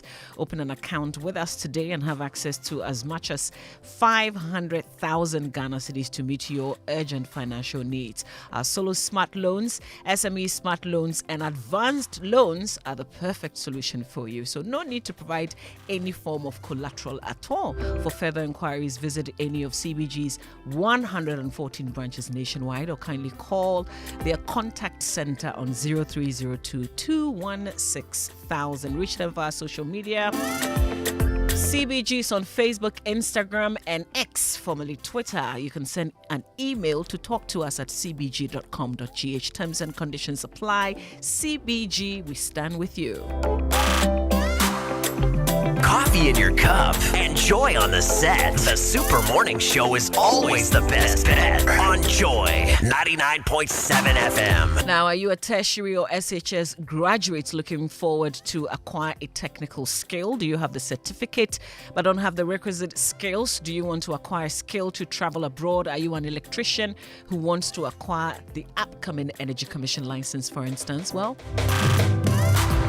let me introduce you to Anointed Technical Training Institute, where all your questions will be answered.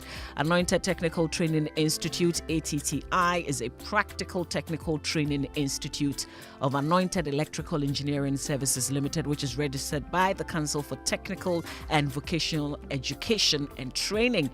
It is set up to provide technical training programs. So that's one of Ghana's most outstanding and innovative technical institutions, dedicated to providing 80% hands-on skills and career training programs. Here are their courses: electrical and controls, generator and plant, auto mechanic, solar installation, and CCTV installation. And duration and fees depends on the course you select.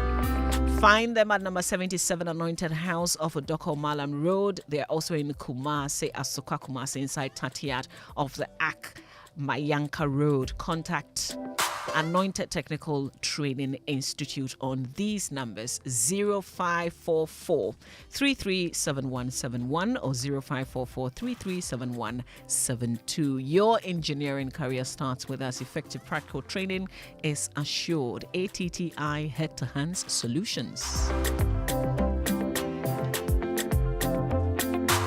So, Roverman Productions, in partnership with National Theatre and Joy FM, presents a Valentine's Day special showing of Uncle Ibo White's amazing classic Unhappy Wives, Confused Husbands. So, on the 40th wedding anniversary of Mr. and Mrs. Afriye, their 3 adult children return home with various forms of palaver as the children struggle to come to terms with their marital problems against their parents' successful and long-lasting marriage. Certain concerns are raised. Will the anniversary come on as planned, or will it go up in flames as the married children go at their spouses with bitterness and anger? Meanwhile, there is a surprise lurking, which might be the bride's spark needed to crown the day. Unhappy Wives, Confused Husbands is Marriage 101.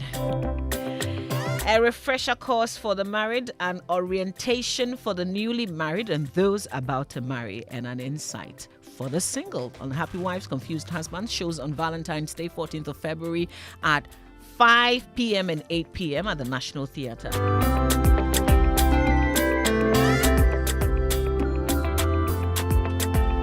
All right, I think this should be 4 p.m. and 8 p.m. at the National Theatre, the usual hours. Rate is 200 Ghana cedis per ticket and 300 Ghana cedis for couples. Buy ticket only via this short code, *365 535 hash on all networks. The short code again is *365 535 hash on all networks. Don't miss this opportunity to be part of an amazing Valentine's night event at the National Theatre. Buy your tickets now. Sponsor Ebony Condoms. Roverman Productions, be the difference. Coffee in your cup and Joy on the set. The Super Morning Show is always the best bet on Joy 99.7 FM.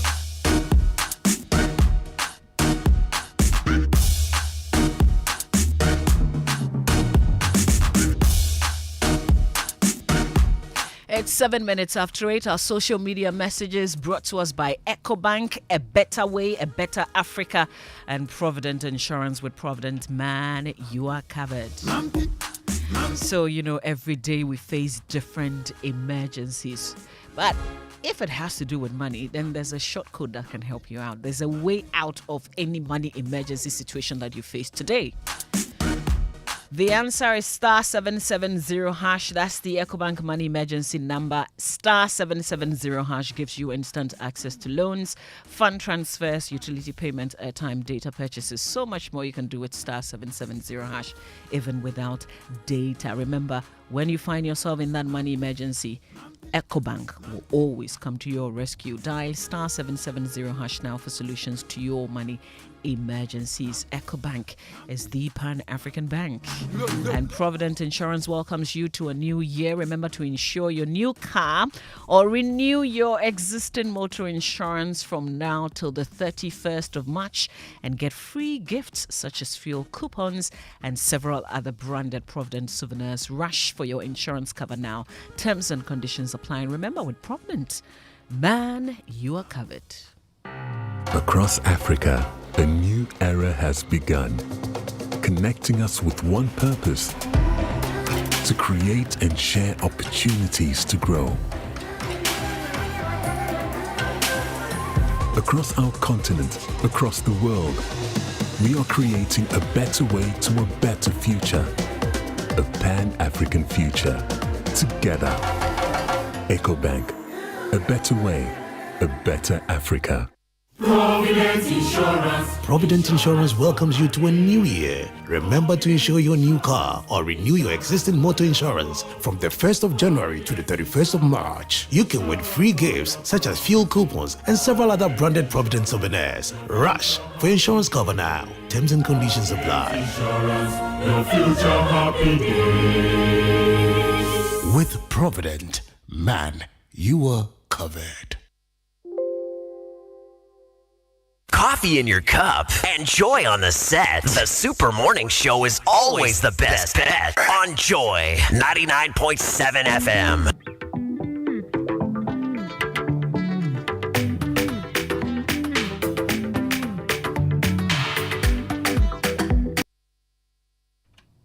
It's your Super Morning Show, 10 minutes after 8. It's a Thursday morning, and today we're concerned. Still digesting the 2022 Ghana Demographic and Health Survey from the Ghana Statistical Service.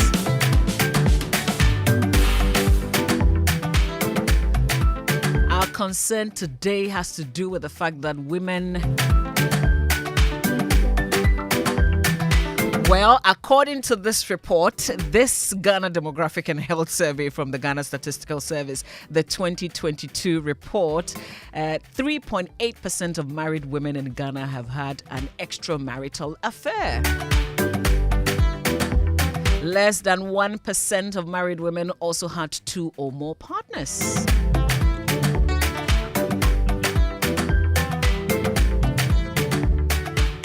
Now, 4.0% of divorced, separated, or widowed women in Ghana have 2 or more partners, and 46.6% have had sexual intercourse with persons who are neither their husbands nor lived with them.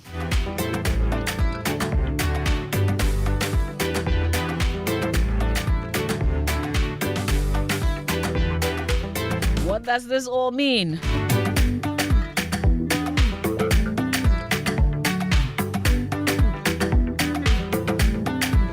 Coffee in your cup and joy on the set. The Super Morning Show is always the best bet on Joy 99.7 FM.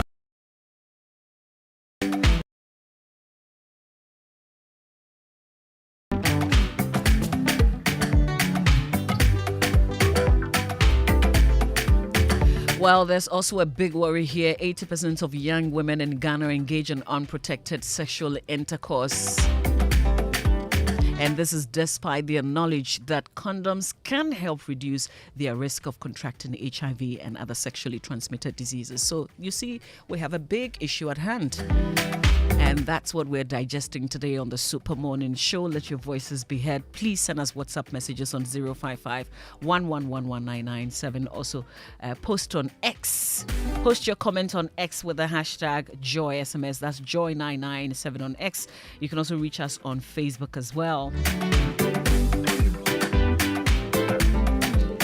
It's your birthday today, Mr. Asamoah. You've always been my biggest supporter. Wishing you the absolute best birthday from your brother Yao Damwa. Oh, it's from Mr. Asamoah, aka Biggie.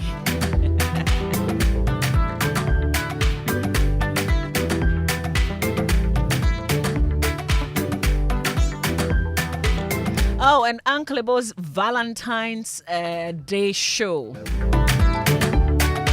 Unhappy wives, confused husbands. Well, the first show is actually 5 p.m. and not the usual 4 p.m. So it's 5 p.m. and then second show is at 8 p.m. So just remember, you're either buying a ticket for 5 p.m. or 8 p.m.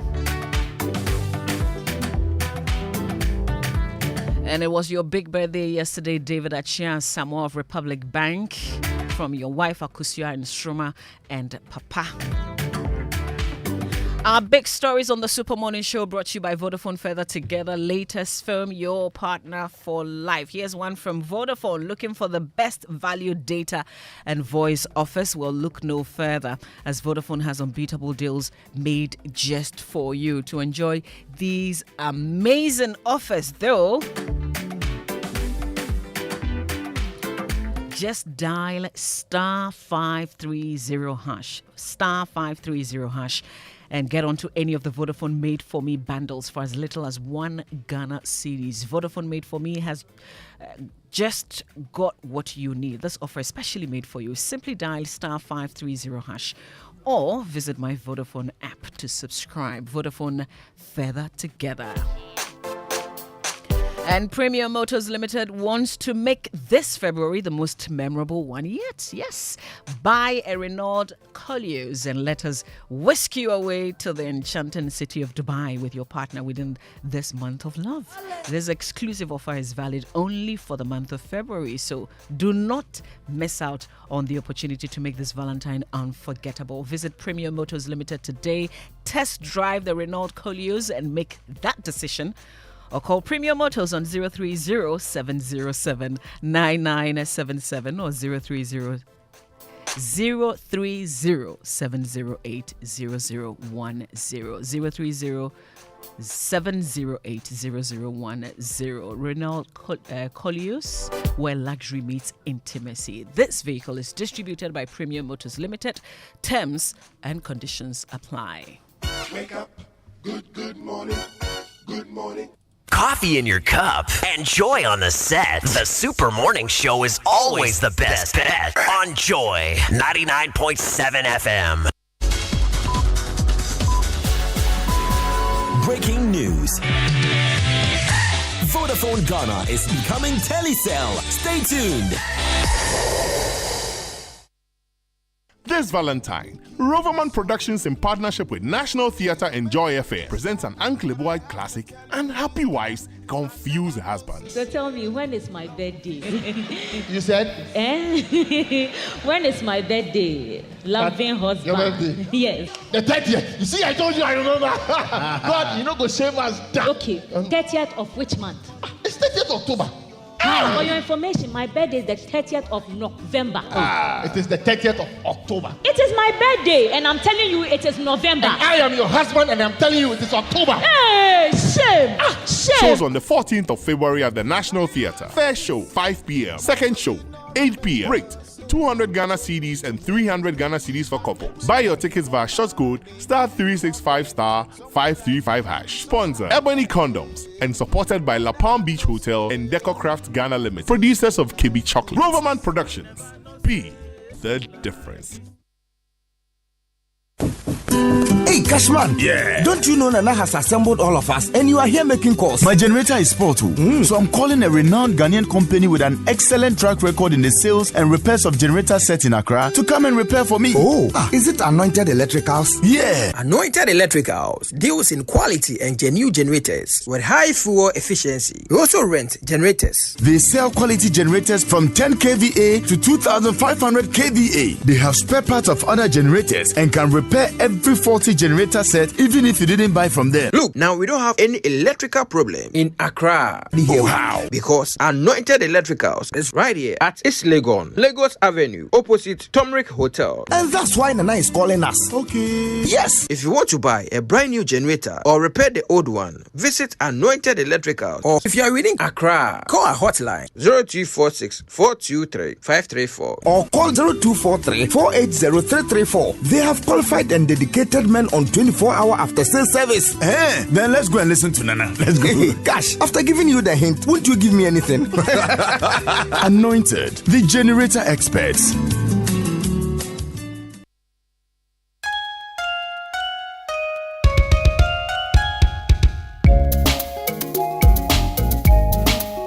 Coffee in your cup and joy on the set. The Super Morning Show is always the best bet on Joy 99.7 FM.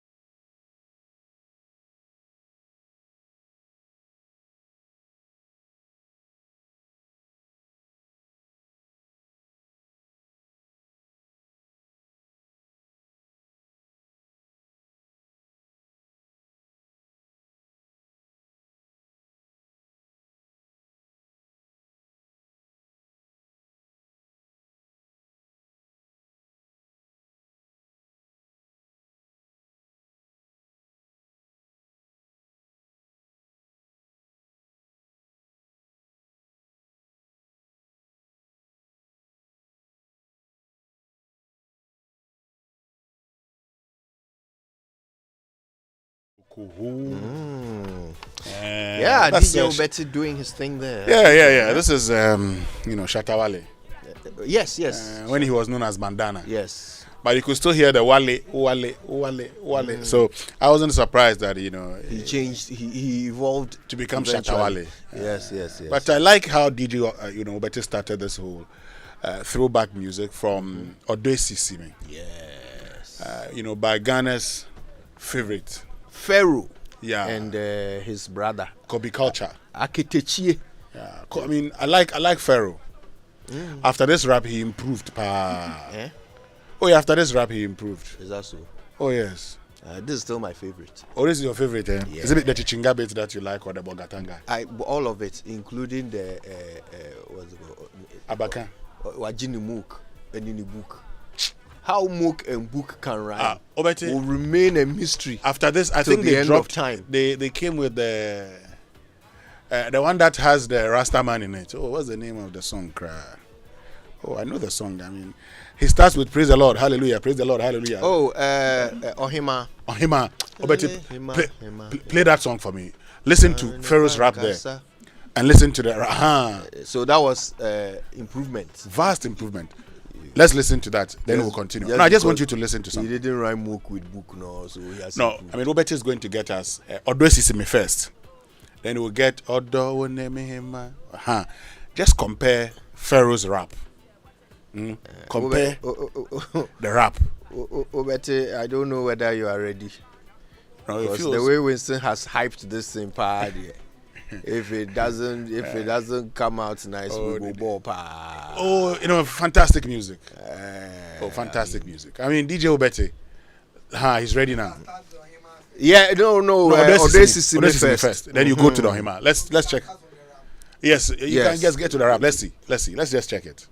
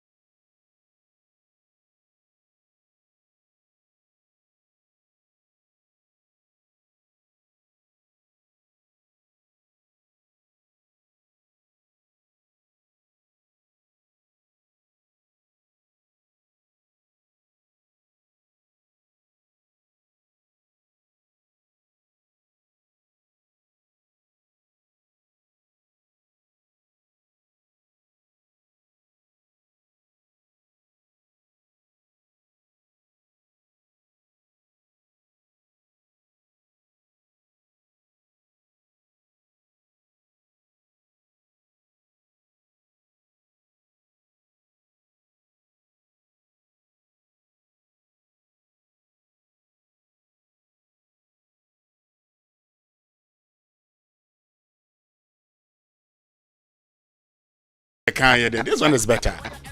Yeah, we're looking forward to, Mefero. Praise the Lord. Hallelujah. What? No. George Quay. Don't mind George Quay. We are not. I know George Quay. Anyway. Look, I just wanted, to prove something. You are right. You are right. There is a vast improvement. Yes. But honestly, anything would have been an improvement on rhyming mook with book. So, so let's just leave it at that. George Quay says he likes what Mamley. No, we'll deal with that. later. Right now, though, look, let's remind you later. We have a very big and important conversation about the findings of the Ghana Statistical Services when it comes to the sexual activities of the sexual health activities of Ghanaians. Very interesting statistics for us to discuss. It affects us all. Let's try and figure it out. Why are younger people so much less less risk averse when it comes to sexual activity, and having unprotected sex at a much higher rate than before.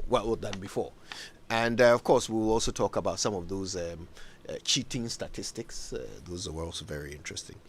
Before that, though, as we promised, we'll complete that conversation about what's happening in our sub-region and the influence of Russia which is something we must all be keeping an eye on.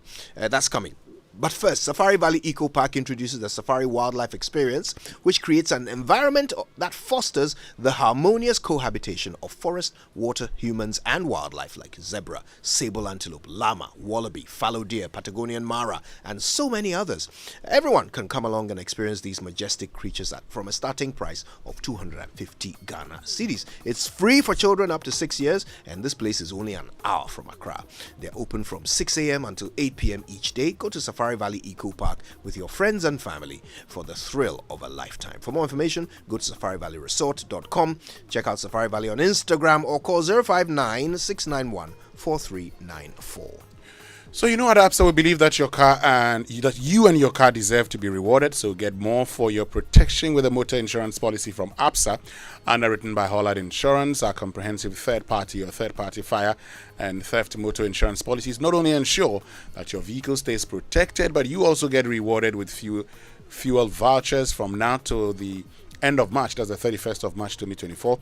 That's not all. You also enjoy free roadside assistance, have the option for a car hire, post vehicle repair inspection, and more when you sign up for our comprehensive cover. The qualifying minimum premium to be rewarded is 482 Ghana cedis. Discover how to get things done at apsa.com.gh or the nearest APSA branch. Terms and conditions apply. All right then. So let's first of all complete that conversation we started just yesterday. Okay, Russia is certainly quite aggressive with their foreign policy in West Africa. Their private military group Wagner has a presence in several countries, including the 3 that have just announced their intention to bow out of ECOWAS.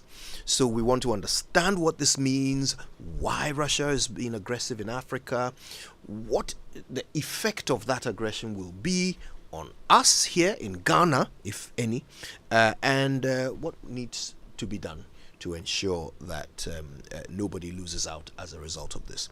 So to help us with this, we've got an international relations expert from GIMPA to join us. He's in the person of Dr.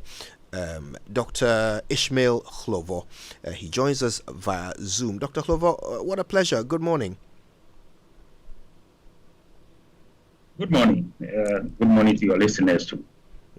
Now, I think we've established what Wagner is. It's a private army that is closely connected to the Kremlin, to the Russian government.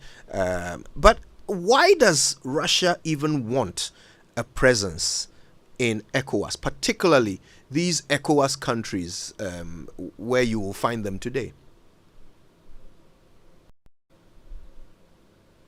Okay, thank you. The truth is that it has been an ambition of the Russian leader, Putin, to revive the Soviet Union that collapsed in the early 90s. So for him, that was a geostrategic mistake that needs to be reversed. So he's seeking global influence not only in Africa, but also across the world. Particularly in Africa, it is easy for Russia because, one, Russia has no colonial past or legacy that hunts its expansion in Africa. And two, he is able to target very weak regimes or very weak states with undemocratic government structures who are suffering from a lot of violence, particularly terrorism and insurgency. And that provides a very fertile ground for him to have a foothold in those countries. And three, there is abundance of resources in those countries that Russia can tap into. And so for the resource and for Russia, the leaders' own ambition of reviving somewhat the prestige of Russia standing in the international community that was lost when the Soviet Union collapsed, as well as diplomatic support within international organizations like the United Nations. Russia sees West Africa, for that matter Africa, as a place where it can draw back some of the lost friends when the Soviet Union collapsed. So these are the dynamics at play for Russia to want to be within our sovereignty. Is it a coincidence that the 3 countries that have announced their intention to leave ECOWAS, all 3 of them have Wagner present in their borders? Is it a coincidence? It is not, because if you look at the reasons why some of these coups have happened in these three countries, one of it is anti-Western sentiment. The feeling that even with Western troops on their shores, they have not been able to achieve much, and that they are being looted of their resources. It is the common logic of most African leaders that the solution to Western influence is Easternization. Well, we believe that if the West is not helping us, then we have to look east. But that is actually not the solution. The solution to Westernization cannot be Easternization. It is rather Africanization. So you see that these countries are looking at it from the perspective that if they can pull out of ECOWAS, then they can negotiate any form of deal they want to negotiate with the Russians. For instance, if you are within ECOWAS, there are certain rules that bind you from importing certain arms. So if you want to import certain arms, all the other members have to know. But outside ECOWAS, you're able to do any deal that that you want to do. So it may be a game that they are playing, but it may also be a diplomatic strategy to get ECOWAS to the negotiating table, because they thought that they have been negotiating with ECOWAS and they are not getting a solution. Last Thursday, it was unfortunate that a technical fault on the plane that's supposed to carry the ECOWAS delegation didn't allow the planned meeting with Niger to happen. So when these delays are happening and they are beginning to throw the pressure of the ECOWAS sanctions, so if you look at some of these countries under ECOWAS sanction, they are virtually having problems with their economy, where essential commodities like medicine are in short supply. So here, what it is that it may well be a strategy to get ECOWAS to the negotiating table. So when you see that they announce their withdrawal, of course, you don't withdraw for international organizations like that. There are formal processes of withdrawal. So, and they have not triggered those processes, but they announce their withdrawal. Of course, these are military regimes, so sometimes the way they do things may be quite different. But it may well be a strategy to get ECOWAS to act faster in order to get them some relief. So it is good that the ECOWAS Commission issued a statement that they are going to engage diplomatically, and that may be the only solution to this one, because it will be difficult to deal with them outside the ECOWAS framework. Indeed, if you look at the group, what they are virtually providing for most African states is regime stability, in the sense that they always look after the security of the president involved, and occasionally then they take on the terrorist group. But most often, when you look at it carefully, this group is more concerned about the stability of the regime that brought them in. So, and normally when you move away from state security, state stability to regime stability, the citizens are more likely to suffer, because then the leader is so frightened by any other opinion, apart from those opinions that are singing his praise, that they tend to crack down on citizens who are having different perspectives. And outside the ECOWAS framework, it will be difficult to deal with their citizens. For now, yes, they have managed to externalize the pressure on them by telling the citizens that the problem is not us, the problem is our other African brothers with Western influence. And that is normal with this kind of military regimes. When they face economic problems, they want to put the pressure off themselves and blame the international system and structures. And that is quite normal. So what we are seeing here is a regime that under pressure, and that has seen Eastern or Russian support as an antidote to Western influence. And it, of course, it's not always the solution. There are some who think that they are right. Russia certainly has its own interests, but they are also willing to provide certain things that they cannot get. Although the question is, can Russia be trusted? I know that they recently promised some grain to Burkina Faso and I think the Central African Republic, and it's not clear whether that grain ever got delivered. Putin himself is quite limited in his movements. Various countries he cannot visit because, he's actually wanted. Can, African countries with unrest, political unrest, trust Russia to deliver on its promises? Of course, so far as they have their interest, so far as they will have access to those lucrative deals. In fact, the point is that if you take Russia, you take any superpower, they do what they do. They are not coming to help you because they like you. There's no free lunch in the international system. Countries look after their own interests.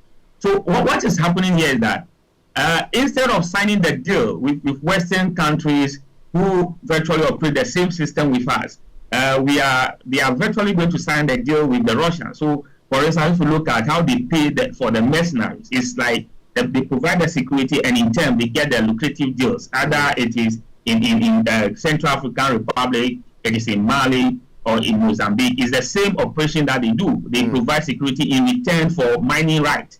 So it is not the case that we should trust them. You can't trust any of the superpowers particularly when superpower rivalry is concerned, because countries have permanent interests, not permanent friends. At a point when their interest does not align with yours, they may dish you for any other country, particularly Russia, where their president is bent on this achieving what he thinks is a global influence for himself. What will happen is that he will continue to support those leaders that he thinks share his views. But then it undermines the whole country in the sense that it doesn't allow for other centers of power or voice to be heard. So all that we are going to have is the re-emergence of dictatorship within the sub-region prone by Russian forces or Russian mercenaries. Indeed, if you look at this group, Russia itself have outlawed mercenaries within their domestic law.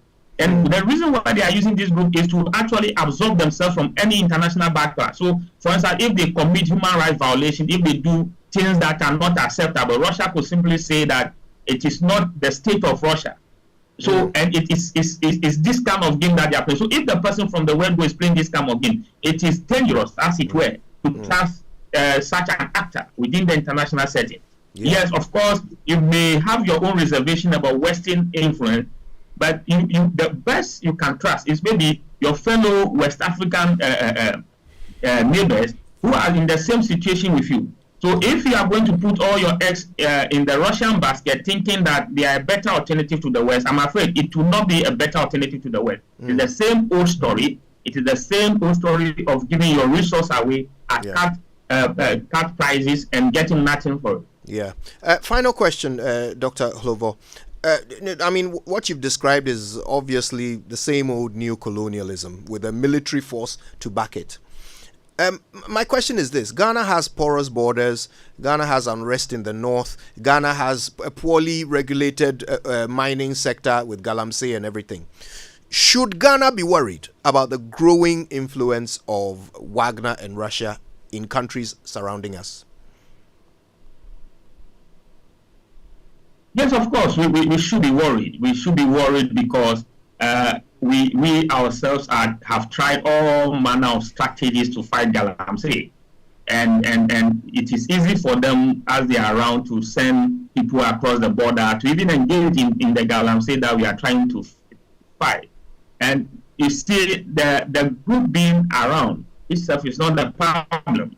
It is how we govern ourselves. And remember how all this insurgency and this terrorist activities in the sub-region emerged. It emerged within the context of economic discontent, within the context of political discontent, when people become disenchanted about the nation, about the state, the ability of the state to deliver on livelihoods, on basic amenities. So we must actually be concerned by their presence, but we must be more concerned about our own ability to manage ourselves and help people to live a meaningful life. It is when people are desperate, when people are deprived of basic necessities of life, that they can be recruited by these groups and to foment trouble for you.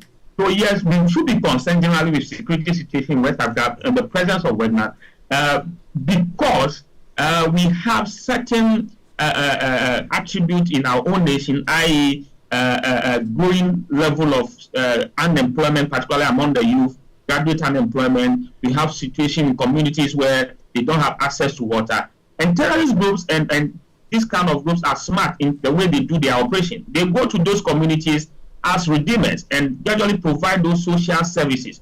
Now, then they, over time, win the trust of the people over their government. And then that's where the trouble will start from. So it all depends on we maintaining our cohesion as a nation, equipping our security services in terms of intelligence gathering, cooperating with our international partners in terms of how to man our borders more effectively. But more importantly, let us address the issues of our economy, our political system. Political parties must come to consensus so that we don't create a room for disagreement that virtually allow these groups to infiltrate us. Because anytime they want to, even if Russia intends to take a foothold in Ghana, in these allies within Ghanaians, they don't impose it on us. There should be somebody who is discontent. There should be somebody who feels that the current structure is not acceptable or is not working for the person, and therefore we welcome any help to foment trouble for us. So as I said, democracy should work for the people. Of course, we have made a lot of strides in Ghana, but still we realize that there are major issues with our governance setup, our governance system. It's not delivering for majority of the people. So it is those things that are more important for us as we confront this situation within the sub-region. Right. And of course, we should also work hard to bring these three nations back to the framework of ECOWAS. Right, right. I want to say a big thank you to you, Dr. Ishmael Klobo. A quick one. Yes. Hello? Yes. So actually, I'm at the University of Education, Winnipeg, not Winnipeg. Oh, forgive me. That's my mistake. We appreciate the correction. Dr. Ishmael Klobo is international relations analyst and a lecturer at University of Education, Winnipeg. We appreciate your time. Okay, all right. It's about time we got into that very interesting survey and its findings. We will try and understand why young people are so much less risk averse when it comes to safe sex, and what do these promiscuity statistics mean? But of course, we also need to find out more about the emissions levy. Oh yes, 150 Ghana cedis if you use that kind of vehicle, and you could pay up to 300 Ghana cedis. Depending on the size of your vehicle. Exactly. And it's not only on vehicles, it's supposed to be levied on construction, electricity, and a number of other sectors. We will try and find out whether there is actually value to this idea and whether it should be implemented or not. A couple of people have views on it. We'll get into those after these messages.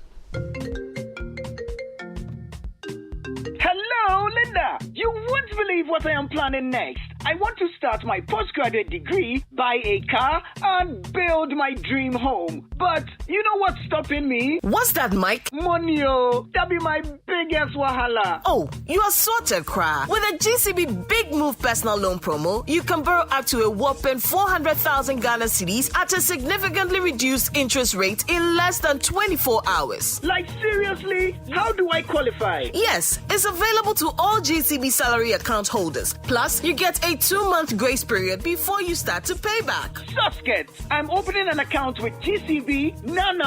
Get a personal loan of up to 400,000 Ghana cedis at a significantly reduced interest rate in less than 24 hours. Call 0800-422-422 or visit your nearest GCB branch today to fund your next big move as we celebrate 70 years of greatness. T's and C's apply. GCB Bank, your bank for life. Attention aspiring minds and future leaders. Get ready for the University Challenge. 10 universities, 10 diverse topics, and a chance to win 1 million Ghana cedis. Each university presents a unique project, pushing the boundaries of creativity and knowledge. This televised competition celebrates intellect, teamwork, and the power to transform ideas into reality. The future of innovation and the chance to witness brilliant young minds showcasing their skills, teamwork, and ability to turn dreams into tangible solutions to solve real-world problems. Stay tuned for more details and get ready to be inspired. For more details, visit newafricafoundation.org or call 0532-383-737. What's so tasty, creamy, crunchy, makes you happy when it's near? Munchie, munchie, oh munchie, shortcake biscuits. Enjoy the unbeatable taste of Munchie Milk Shortcake Biscuits, serving you original milky richness for 20 years. Munchie, a rich ankasa. This advert is FDA approved.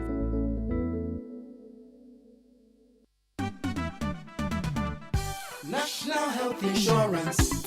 Great news! news. The National Health Insurance Scheme (NHIS) has waived the waiting period for all members aged 70 years and above. All 70 years and above are also exempted from paying a premium. Enrollment and renewal are absolutely free on the NHIS. Members who are 70 years and above can automatically access healthcare when they newly register with the NHIS or renew their membership annually. You are no longer required to serve the 1-month waiting period for late renewals. Dad, mom, grandpa, and grandma, let your old age be filled with good health and access instant healthcare at zero cost on the NHIS today. Download the My NHIS mobile app to register with your Ghana card or visit the nearest NHIS office. Terms and conditions apply. For details, contact the NHIS call center on 054 444 6447 or 0302 746 447. NHIS, your access to quality healthcare. This message is brought to you by the United States Agency for International Development, USAID.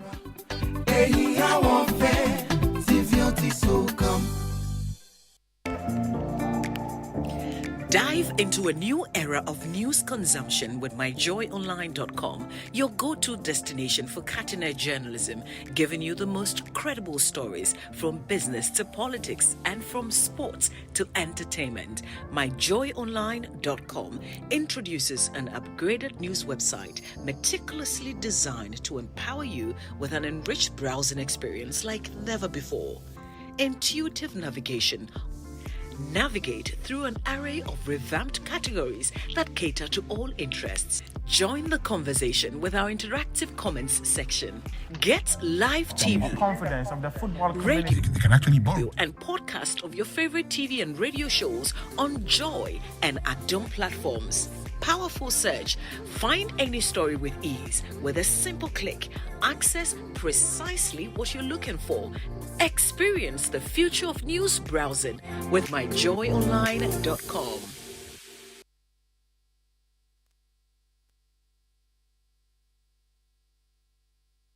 It's the most action-packed breakfast show in town. The hottest music, the best giveaways, the great interviews, and all the laughter and fun you can imagine. Don't miss the Super Morning Show on Joy 99.7 FM. It's the best breakfast show in town.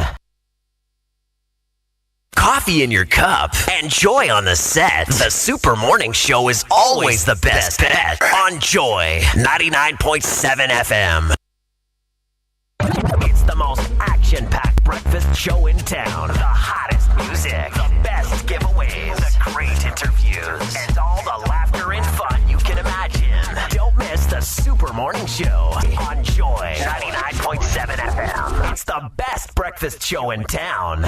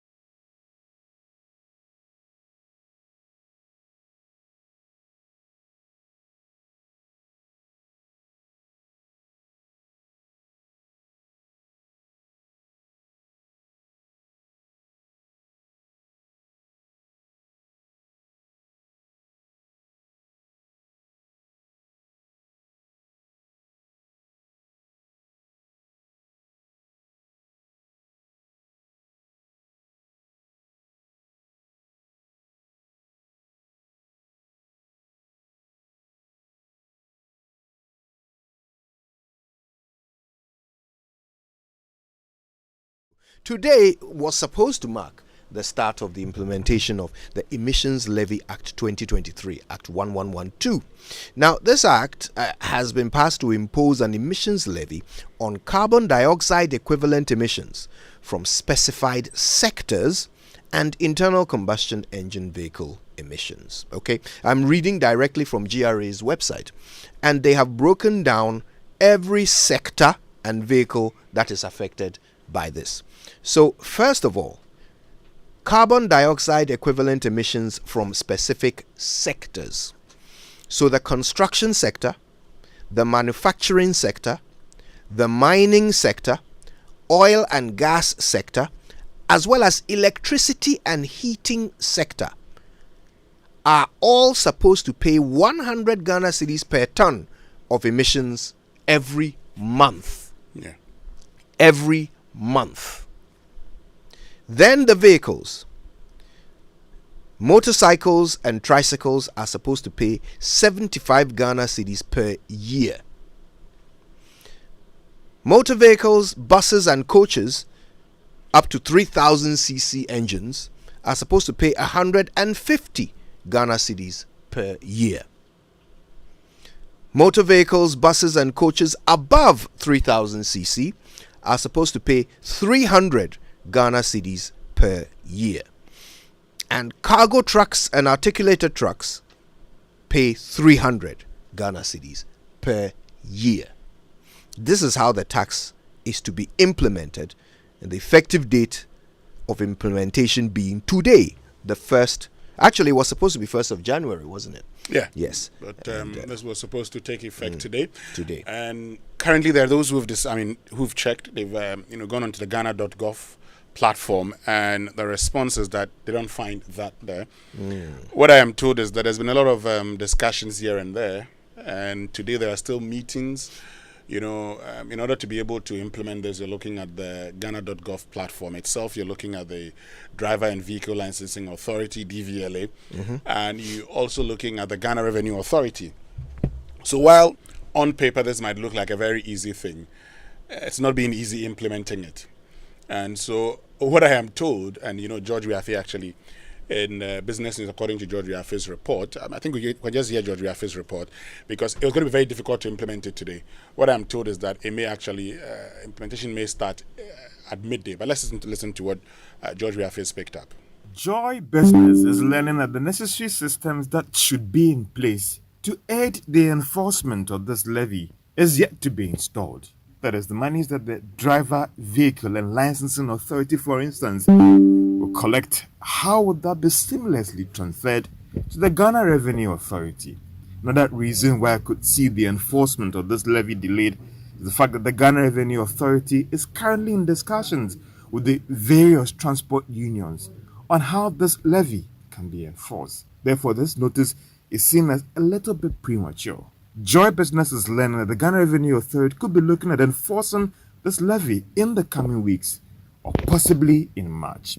We understand there is still some work that needs to be done to aid the strict enforcement of this levy that is yet to be completed. Some have already argued that this levy could be likened to the VAT on electricity consumption, which has seen an announcement of it by authorities. However, strict enforcement has delayed.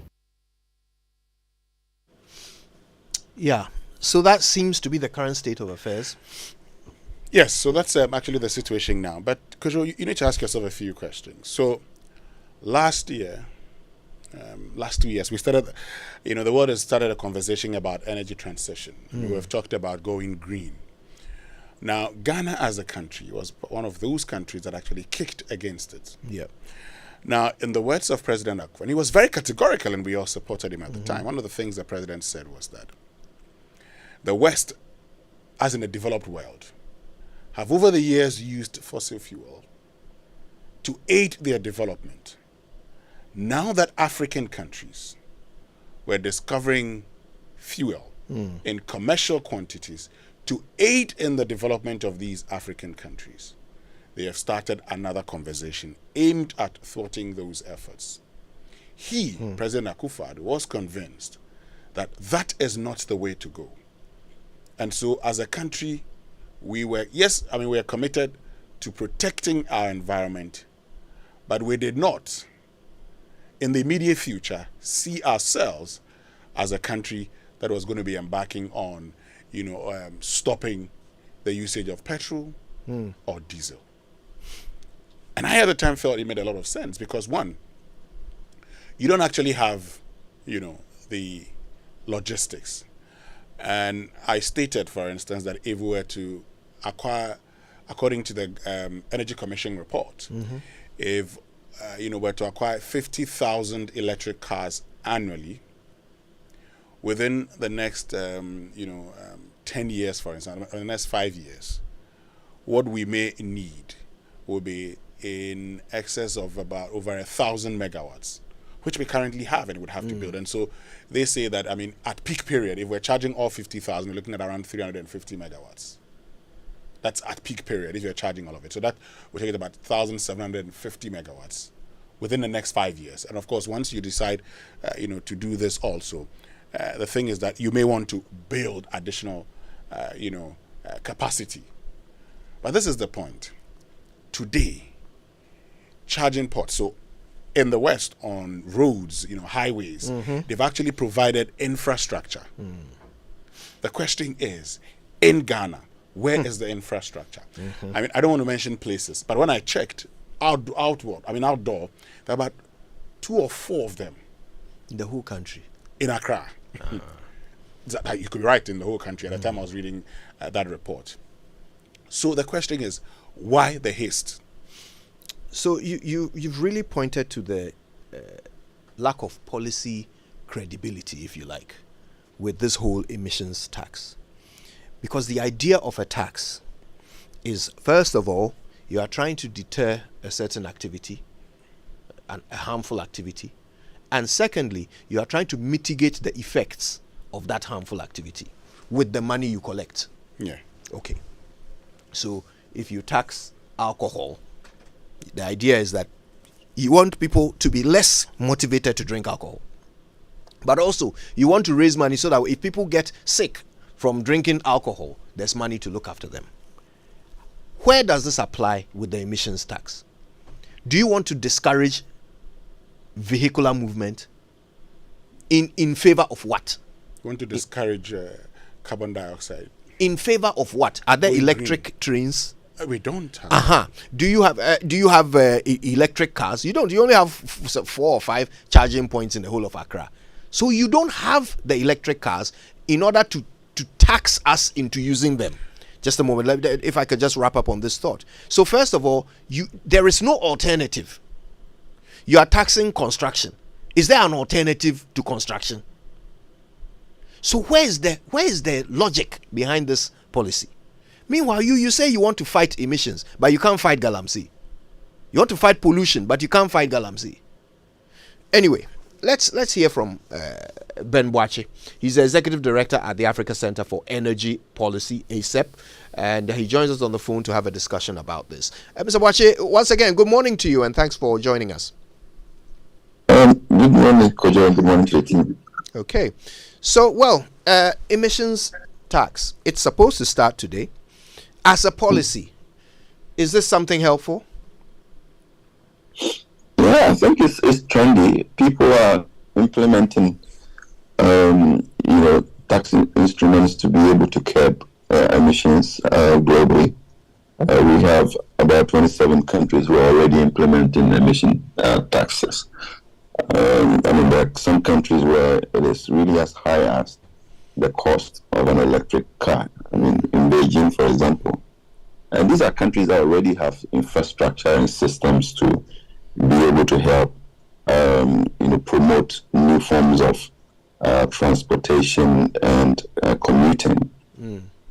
So in those countries, if they tax you, you can have the alternative to move from the conventional fuels to other alternatives. So if you bring Ghana into that picture, the fundamental questions I think you've been asking them, what is the alternative for the Ghanaian? And you will hardly find one. It's not a luxury really to drive in Accra or in Ghana. something you have to do because there is no option. You can't move from one point to the other by a train or by a bus, that can comfortably send you to your office. So you have to necessarily drive. So you then clearly see that this is just an opportunity to raise more money to fill the fiscal hole that we have. And this is a tax that actually have christened as one of the policy bipolars that you have in our country, where in just a year ago, the same government was telling the Ghanaian people that, even if the world stops using oil, we are going to need our oil. So we're going to still produce our oil and gas and use it. So we're essentially encouraging Ghanaians to continue buying fossil fuel cars. And suddenly after encouraging people to buy fossil fuel cars, then we've slapped them with a tax that this is your punishment for listening to us, to keep buying fossil fuel cars. And that is where it becomes important for us to think about how we promote the well-being of the Ghanaian first. All right, and when they are well-to-do, then we can have more room to tax them. But just looking at areas where you think that Ghanaians don't have a choice but to pay and keep taxing it, I think you are rather making Ghanaians poorer. And by that extent, you're also going to essentially lose revenue because you're always pushing the Ghanaian to find creative ways to avoid paying the tax. Right? Because if you take, for a company that is running maybe 50 cars, you think it's just 300 CVs. But if you have a company that is running 50 cars or 60 cars, and they look at the numbers and it hits their dashboard that this is how much we're going to have to pay for that fleet of cars, they're going to have ways or find ways to be able to absorb the impact of this tax. And that, push them to create ways around tax compliance and continue to evade tax. So the net effect really is that you'll be losing revenue somewhere. Be thinking you're gaining revenue by implementing these taxes. So that is really it. We know clearly that it's not about carbon. This is not going to prevent anybody from driving. They know you don't have a choice. You have to pay for it. The carbon will still be generated because the Ghanaian will have to move from one point to the other. So there is no way you're going to save or you can prevent people from polluting. So you're just trying to take advantage of the people and tax them more without a choice. And that is what we have actually been slapped with at this point. Would it not perhaps be more efficient if government just wants to raise money, if that's all it's about? Should they not perhaps have considered maybe increasing the roadworthy, rate, or implementing some kind of charge that they can take from vehicle owners annually at DVLA, rather than making it a tax and attaching it to emissions? So let's broaden it. So if you are taxing people, you have to look at particular activity and the taxes around it. So you're only looking at transportation. So moving from one point to the other, how much tax can we put on the Ghanaian, right? So you look at a part of that value chain is the fuel, and the fuel is overtaxed essentially. You look at your litter, and you look at the levies that are on it through the ESLA, through the special petroleum tax, and other levies that have been piled on. It's all just for you to move from one point to the other. You have to pay that fuel. We haven't done anything about that. We're still taxing, the driver for buying fuel, to be able to run their cars.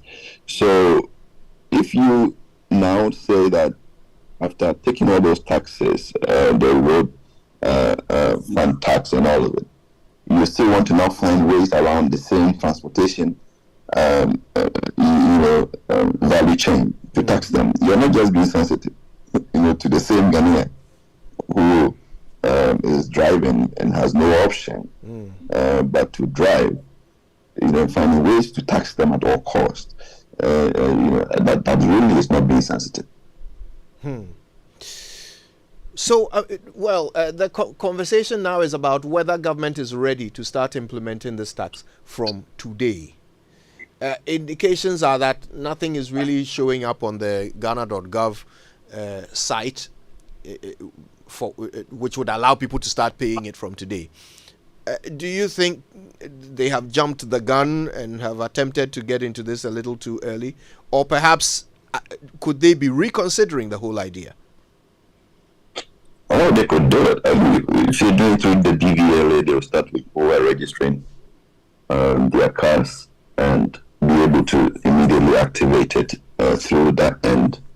What could be the problem is how do you then account for what is collected immediately if it is not plugged into GRA system directly. But I don't think it's something that would be burdensome unless there is something that we don't know.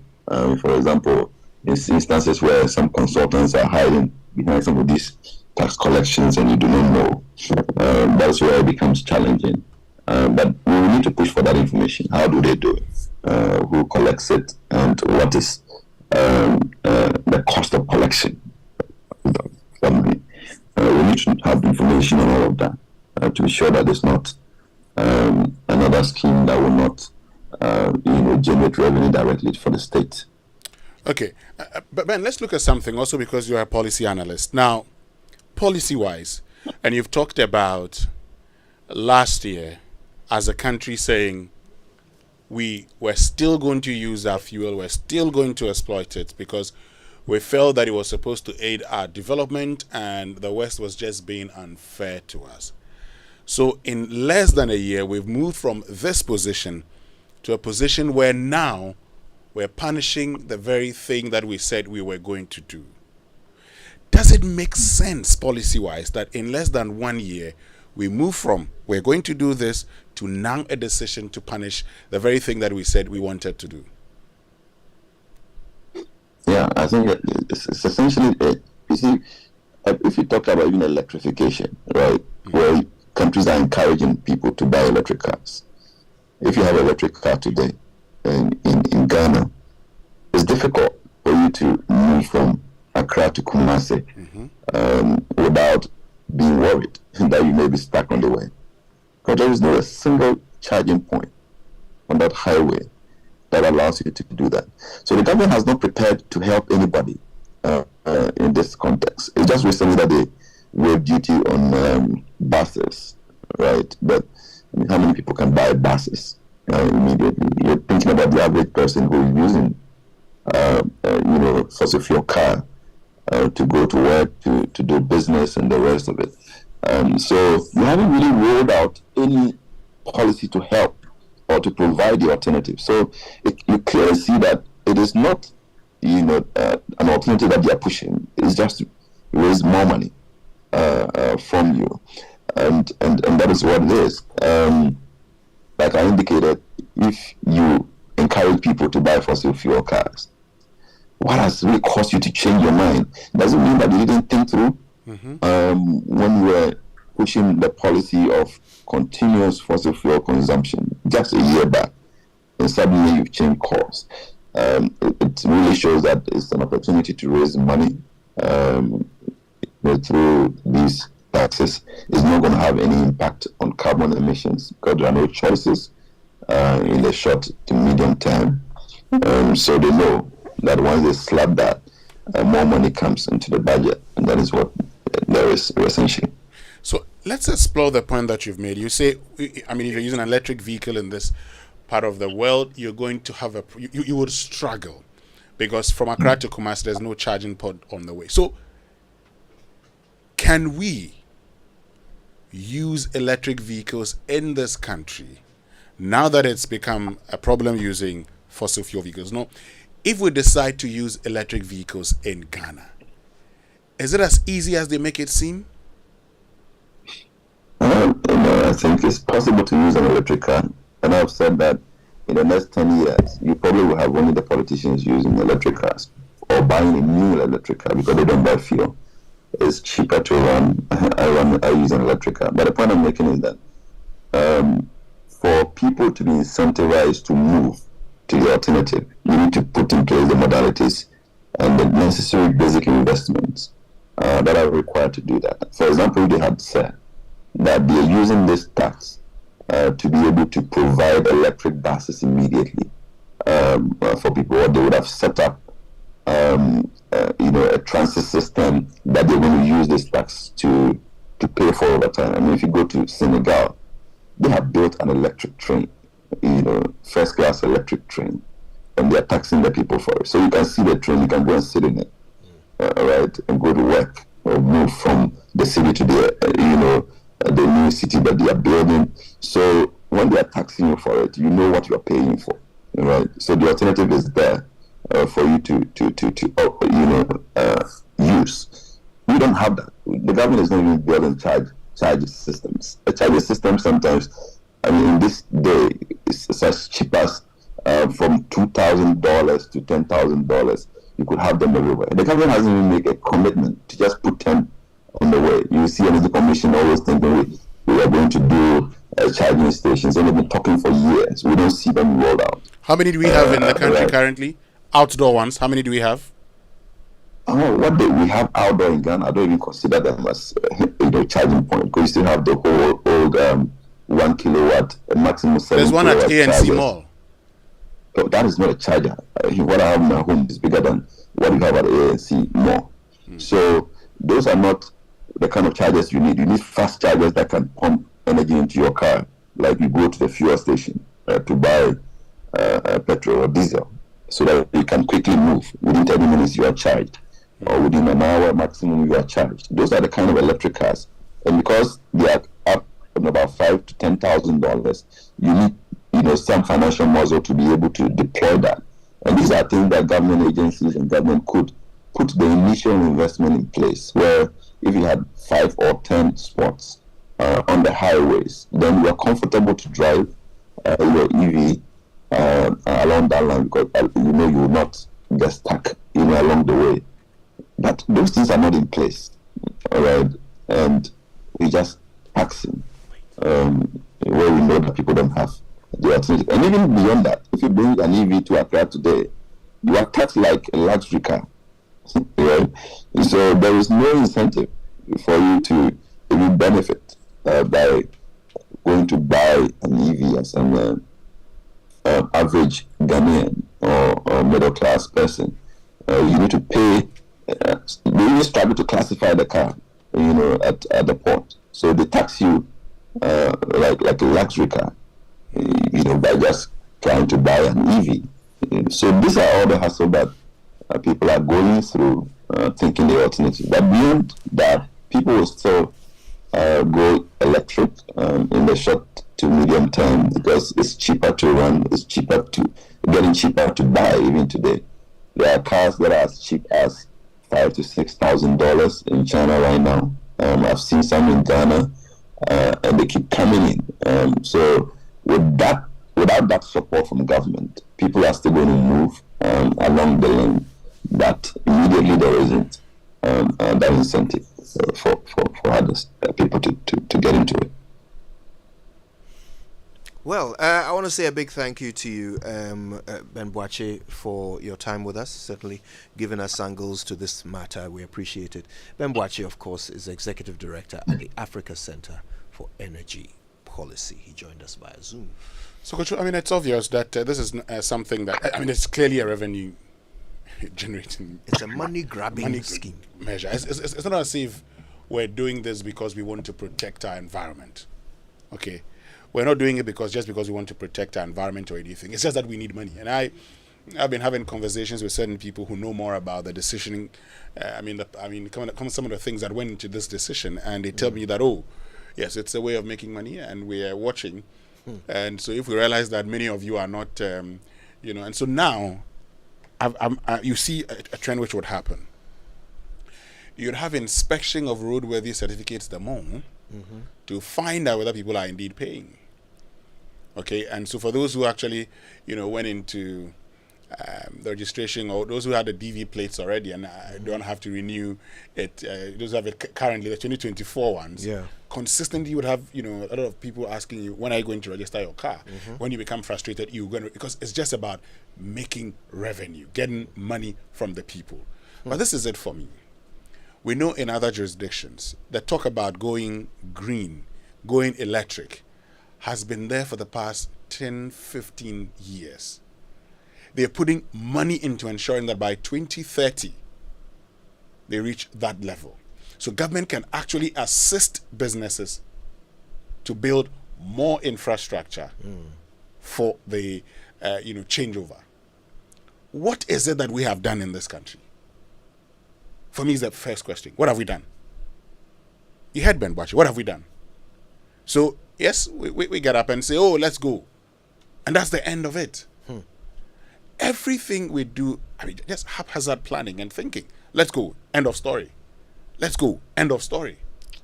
Today, you've heard the drivers. And you see, sometimes when we say it, it's just 150 Ghana cedis.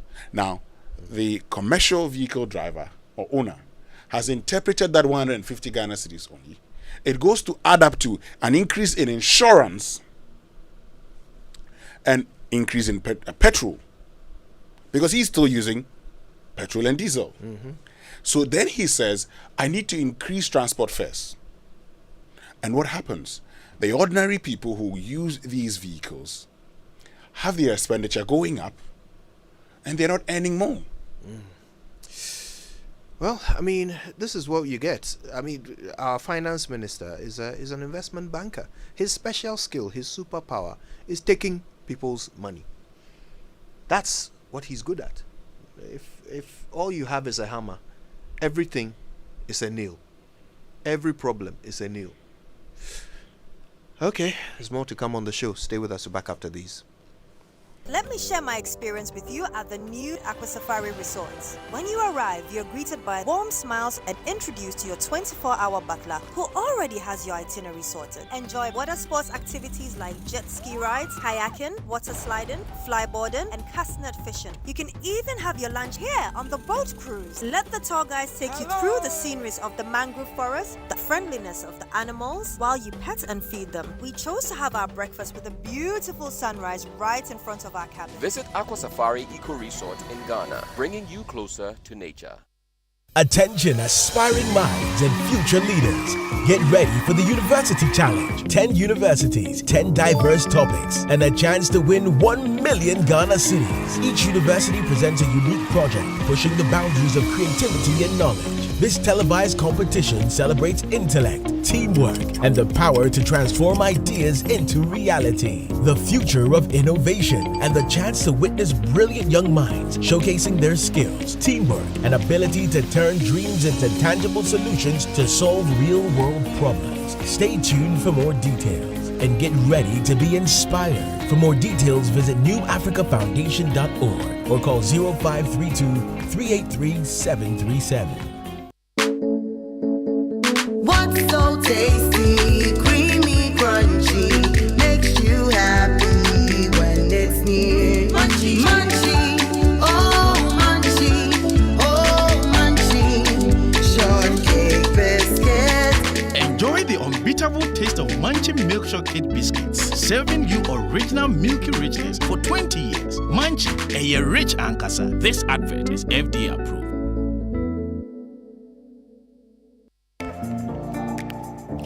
Dive into a new era of news consumption with myjoyonline.com, your go-to destination for cutting-edge journalism, giving you the most credible stories from business to politics and from sports to entertainment. Myjoyonline.com introduces an upgraded news website meticulously designed to empower you with an enriched browsing experience like never before. Intuitive navigation. Navigate through an array of revamped categories that cater to all interests. Join the conversation with our interactive comments section. Get live TV, confidence of the football radio, They can actually borrow. and podcast of your favorite TV and radio shows on Joy and Adom platforms. Powerful search. Find any story with ease with a simple click. Access precisely what you're looking for. Experience the future of news browsing with myjoyonline.com.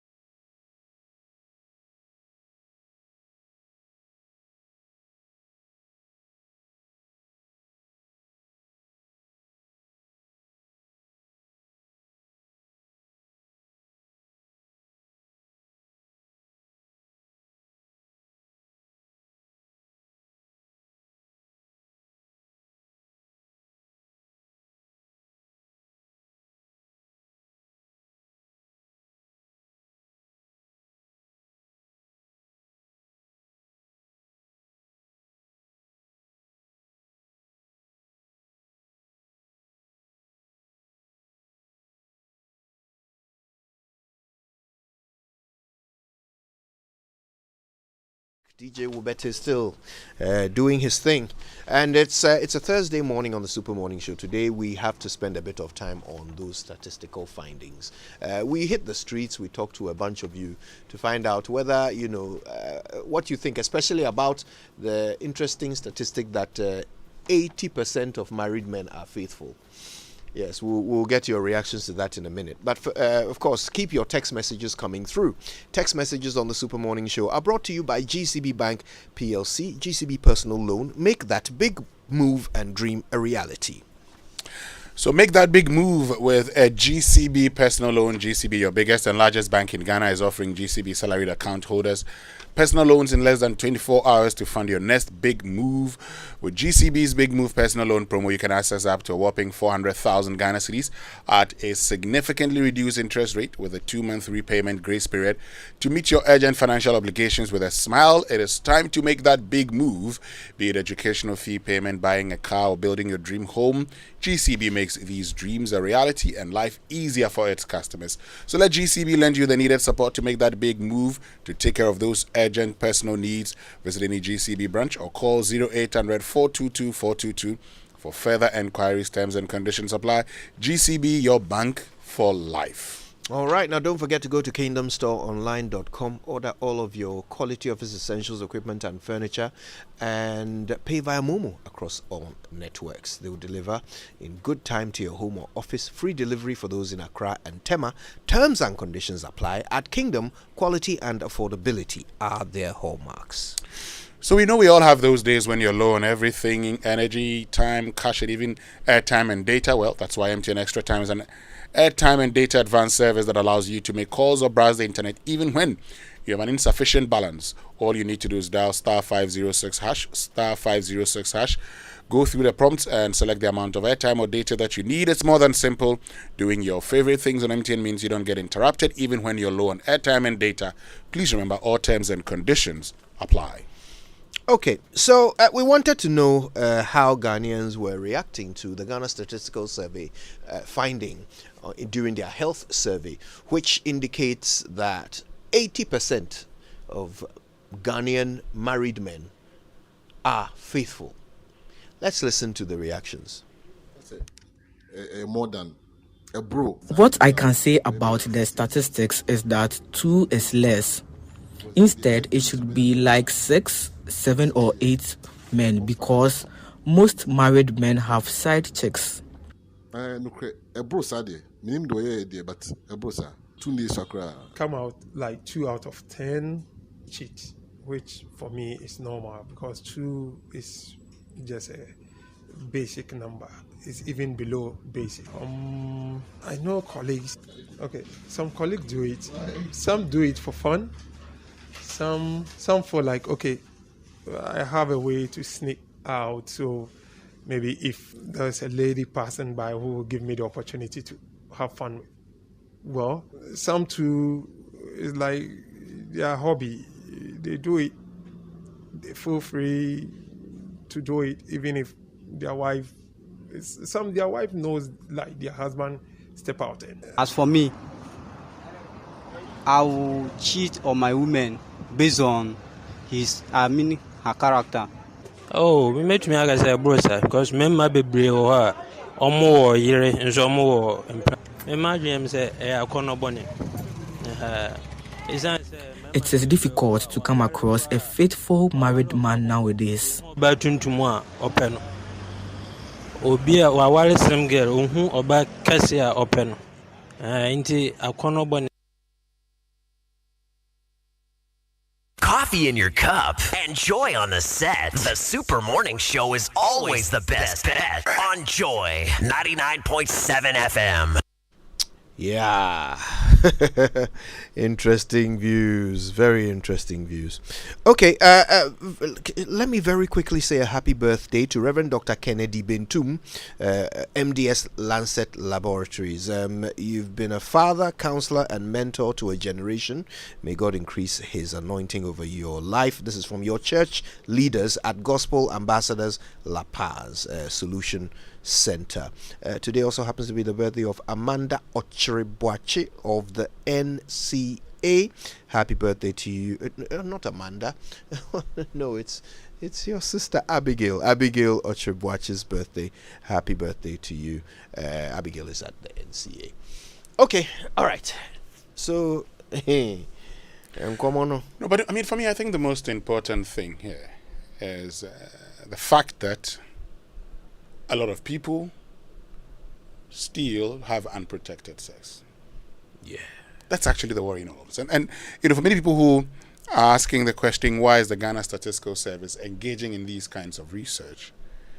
It's only to tell us and tell particularly those at the Population Council and the Ghana AIDS Commission and all of us to be mindful of our choices that we make. Because if these young ones have multiple sex partners, and if a lot of men would also would also want to have something to do with these little ones and engage with them without protection, it means we could be faced with an increase in what? Sexually transmitted infections and diseases. Yeah. What it also means is that you could be even faced, so talking about sexually transmitted infections and diseases, we know of hepatitis, we know of HIV, we know of the HPV, the syphilis, warts, and all the rest. Chlamydia, gonorrhea, yes. So many of them. So that's what you're actually faced with. So this is to actually draw our minds to something. Years ago, and Kuchu, you made a point at the beginning of the discussion, during the news review, that for many of us growing up, in the late 80s into 90s, into the early 2000s, this whole campaign about HIV scared many of us. But this is the other point. In the heat of the campaign against the HIV and sexually transmitted infections, where at the time we're advertising condoms and what have you, we said that we went for the A, B, and C, abstinence, being faithful, and condom use. And we said the key thing was condom use because it was going to be difficult for people to abstain. Some will still not want to be faithful, and we have seen that 20%.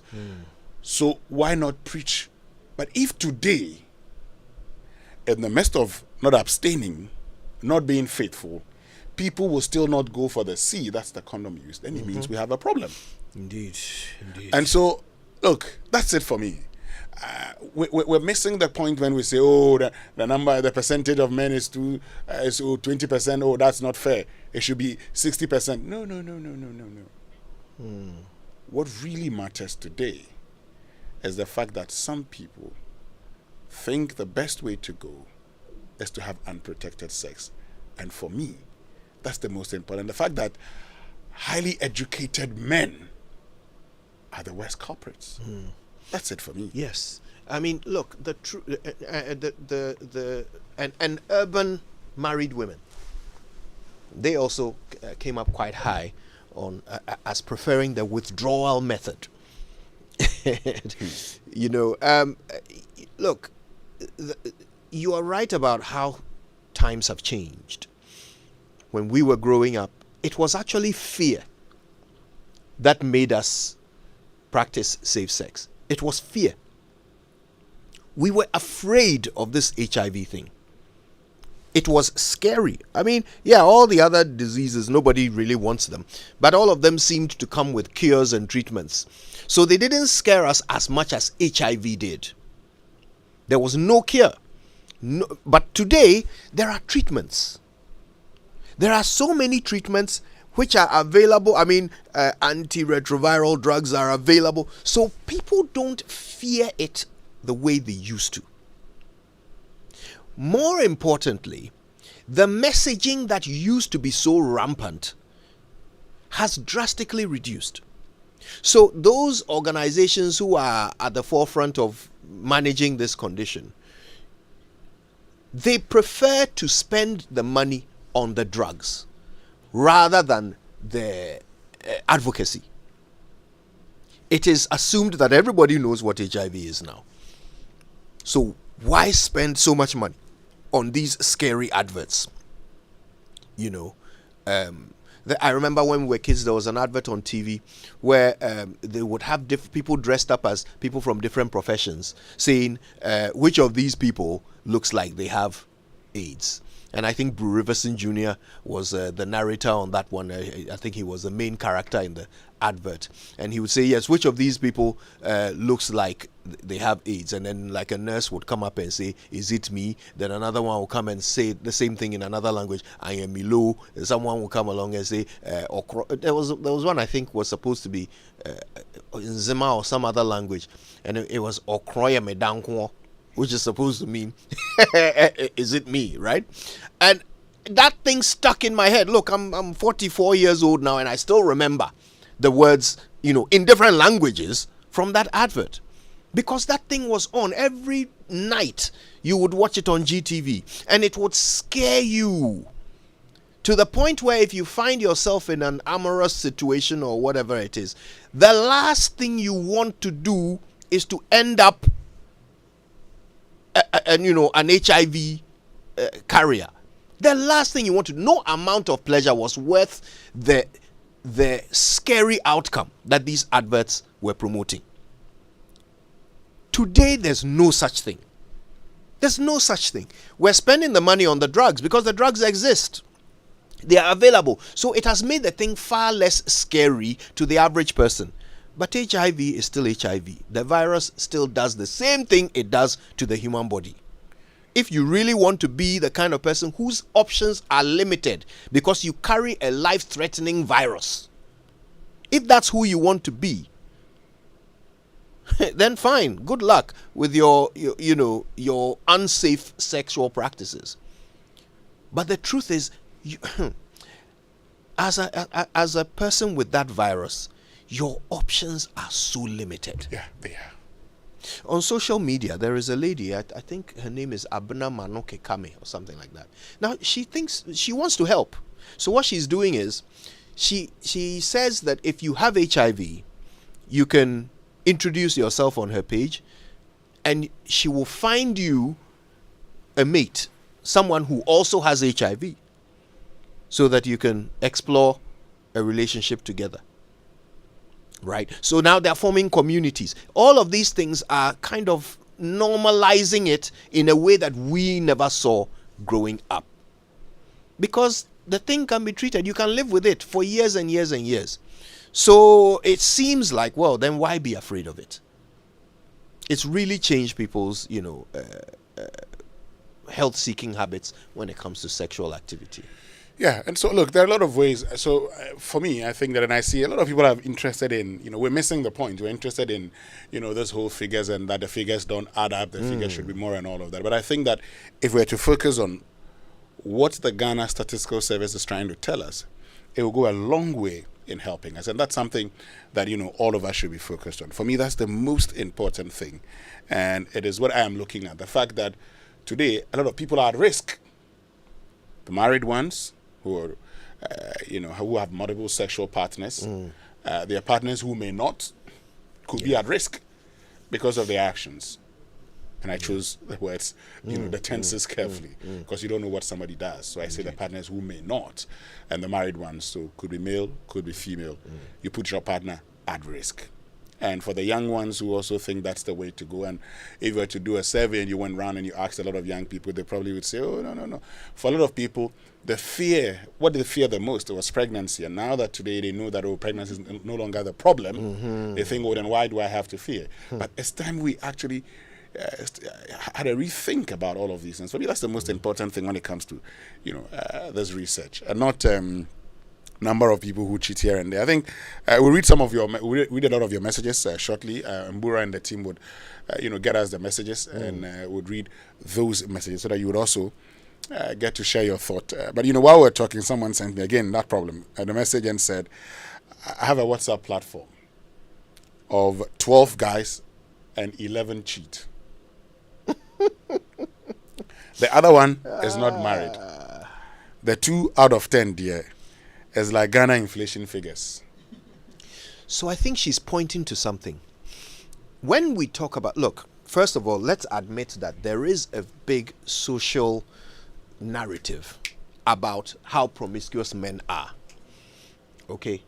A very big social narrative about the promiscuity of men. What we don't realize is that that whole narrative revolves around a very small minority of all men. That conversation, it involves a very small minority of all men. It involves educated men who are living in, the cities and urban areas, who are on social media. These conversations revolve around them. Now, in that group, it will not surprise me to realize that a lot of them are promiscuous. But if you take the whole demographic of all men everywhere, that includes, the farmers in the villages, the fishermen, the guy who works at Abose Okain, the trotro mate or the trotro driver, the guy who carries scrap metal. These are all men. And the vast majority of them don't even find themselves in situations where cheating is an option. Yeah. You see? So if you take the vast majority, the number then shrinks. Yes, 11 of your 12 men on your WhatsApp group are cheating, but those 11 of your 12 men, they come from a very small minority of men. Kojo, before we go, our time almost up now, and at Paul Satinva says, another evidence to buttress the argument that men in general don't cheat. Like that too, cheating is synonymous to the other gender. Men should increase the volume. See how we're interpreting it. At Pikwe says, just 2 out of 10. Masa, it's more than that too. Please don't be generous. My married friends, I know self, it's 10 over 10, I tell you. And at Men's G, it says 8 out of 10 are faithful to their partners. A good 8 out of 10. I am part of the 8 though. You can see. Anyway. Yeah. Well, listen, this has been great. Uncle Ibo said something earlier, about how as Akans, our matrilineal culture is evidence that our elders knew that it is much harder to catch a cheating woman than a cheating man. They knew. That's why they are certain of maternity but skeptical of paternity, which is why we have a matrilineal society. So that was the first clue that maybe we are looking at the wrong gender for cheating. But anyway, tomorrow is Friday. We are obviously going to have some very interesting relationship conversations. You don't want to miss any of them. Stay tuned. But thank you so much for listening. We've had a great morning with you. We're back tomorrow. Stay with joy for the duration. My name is Koje Yankson. I'm the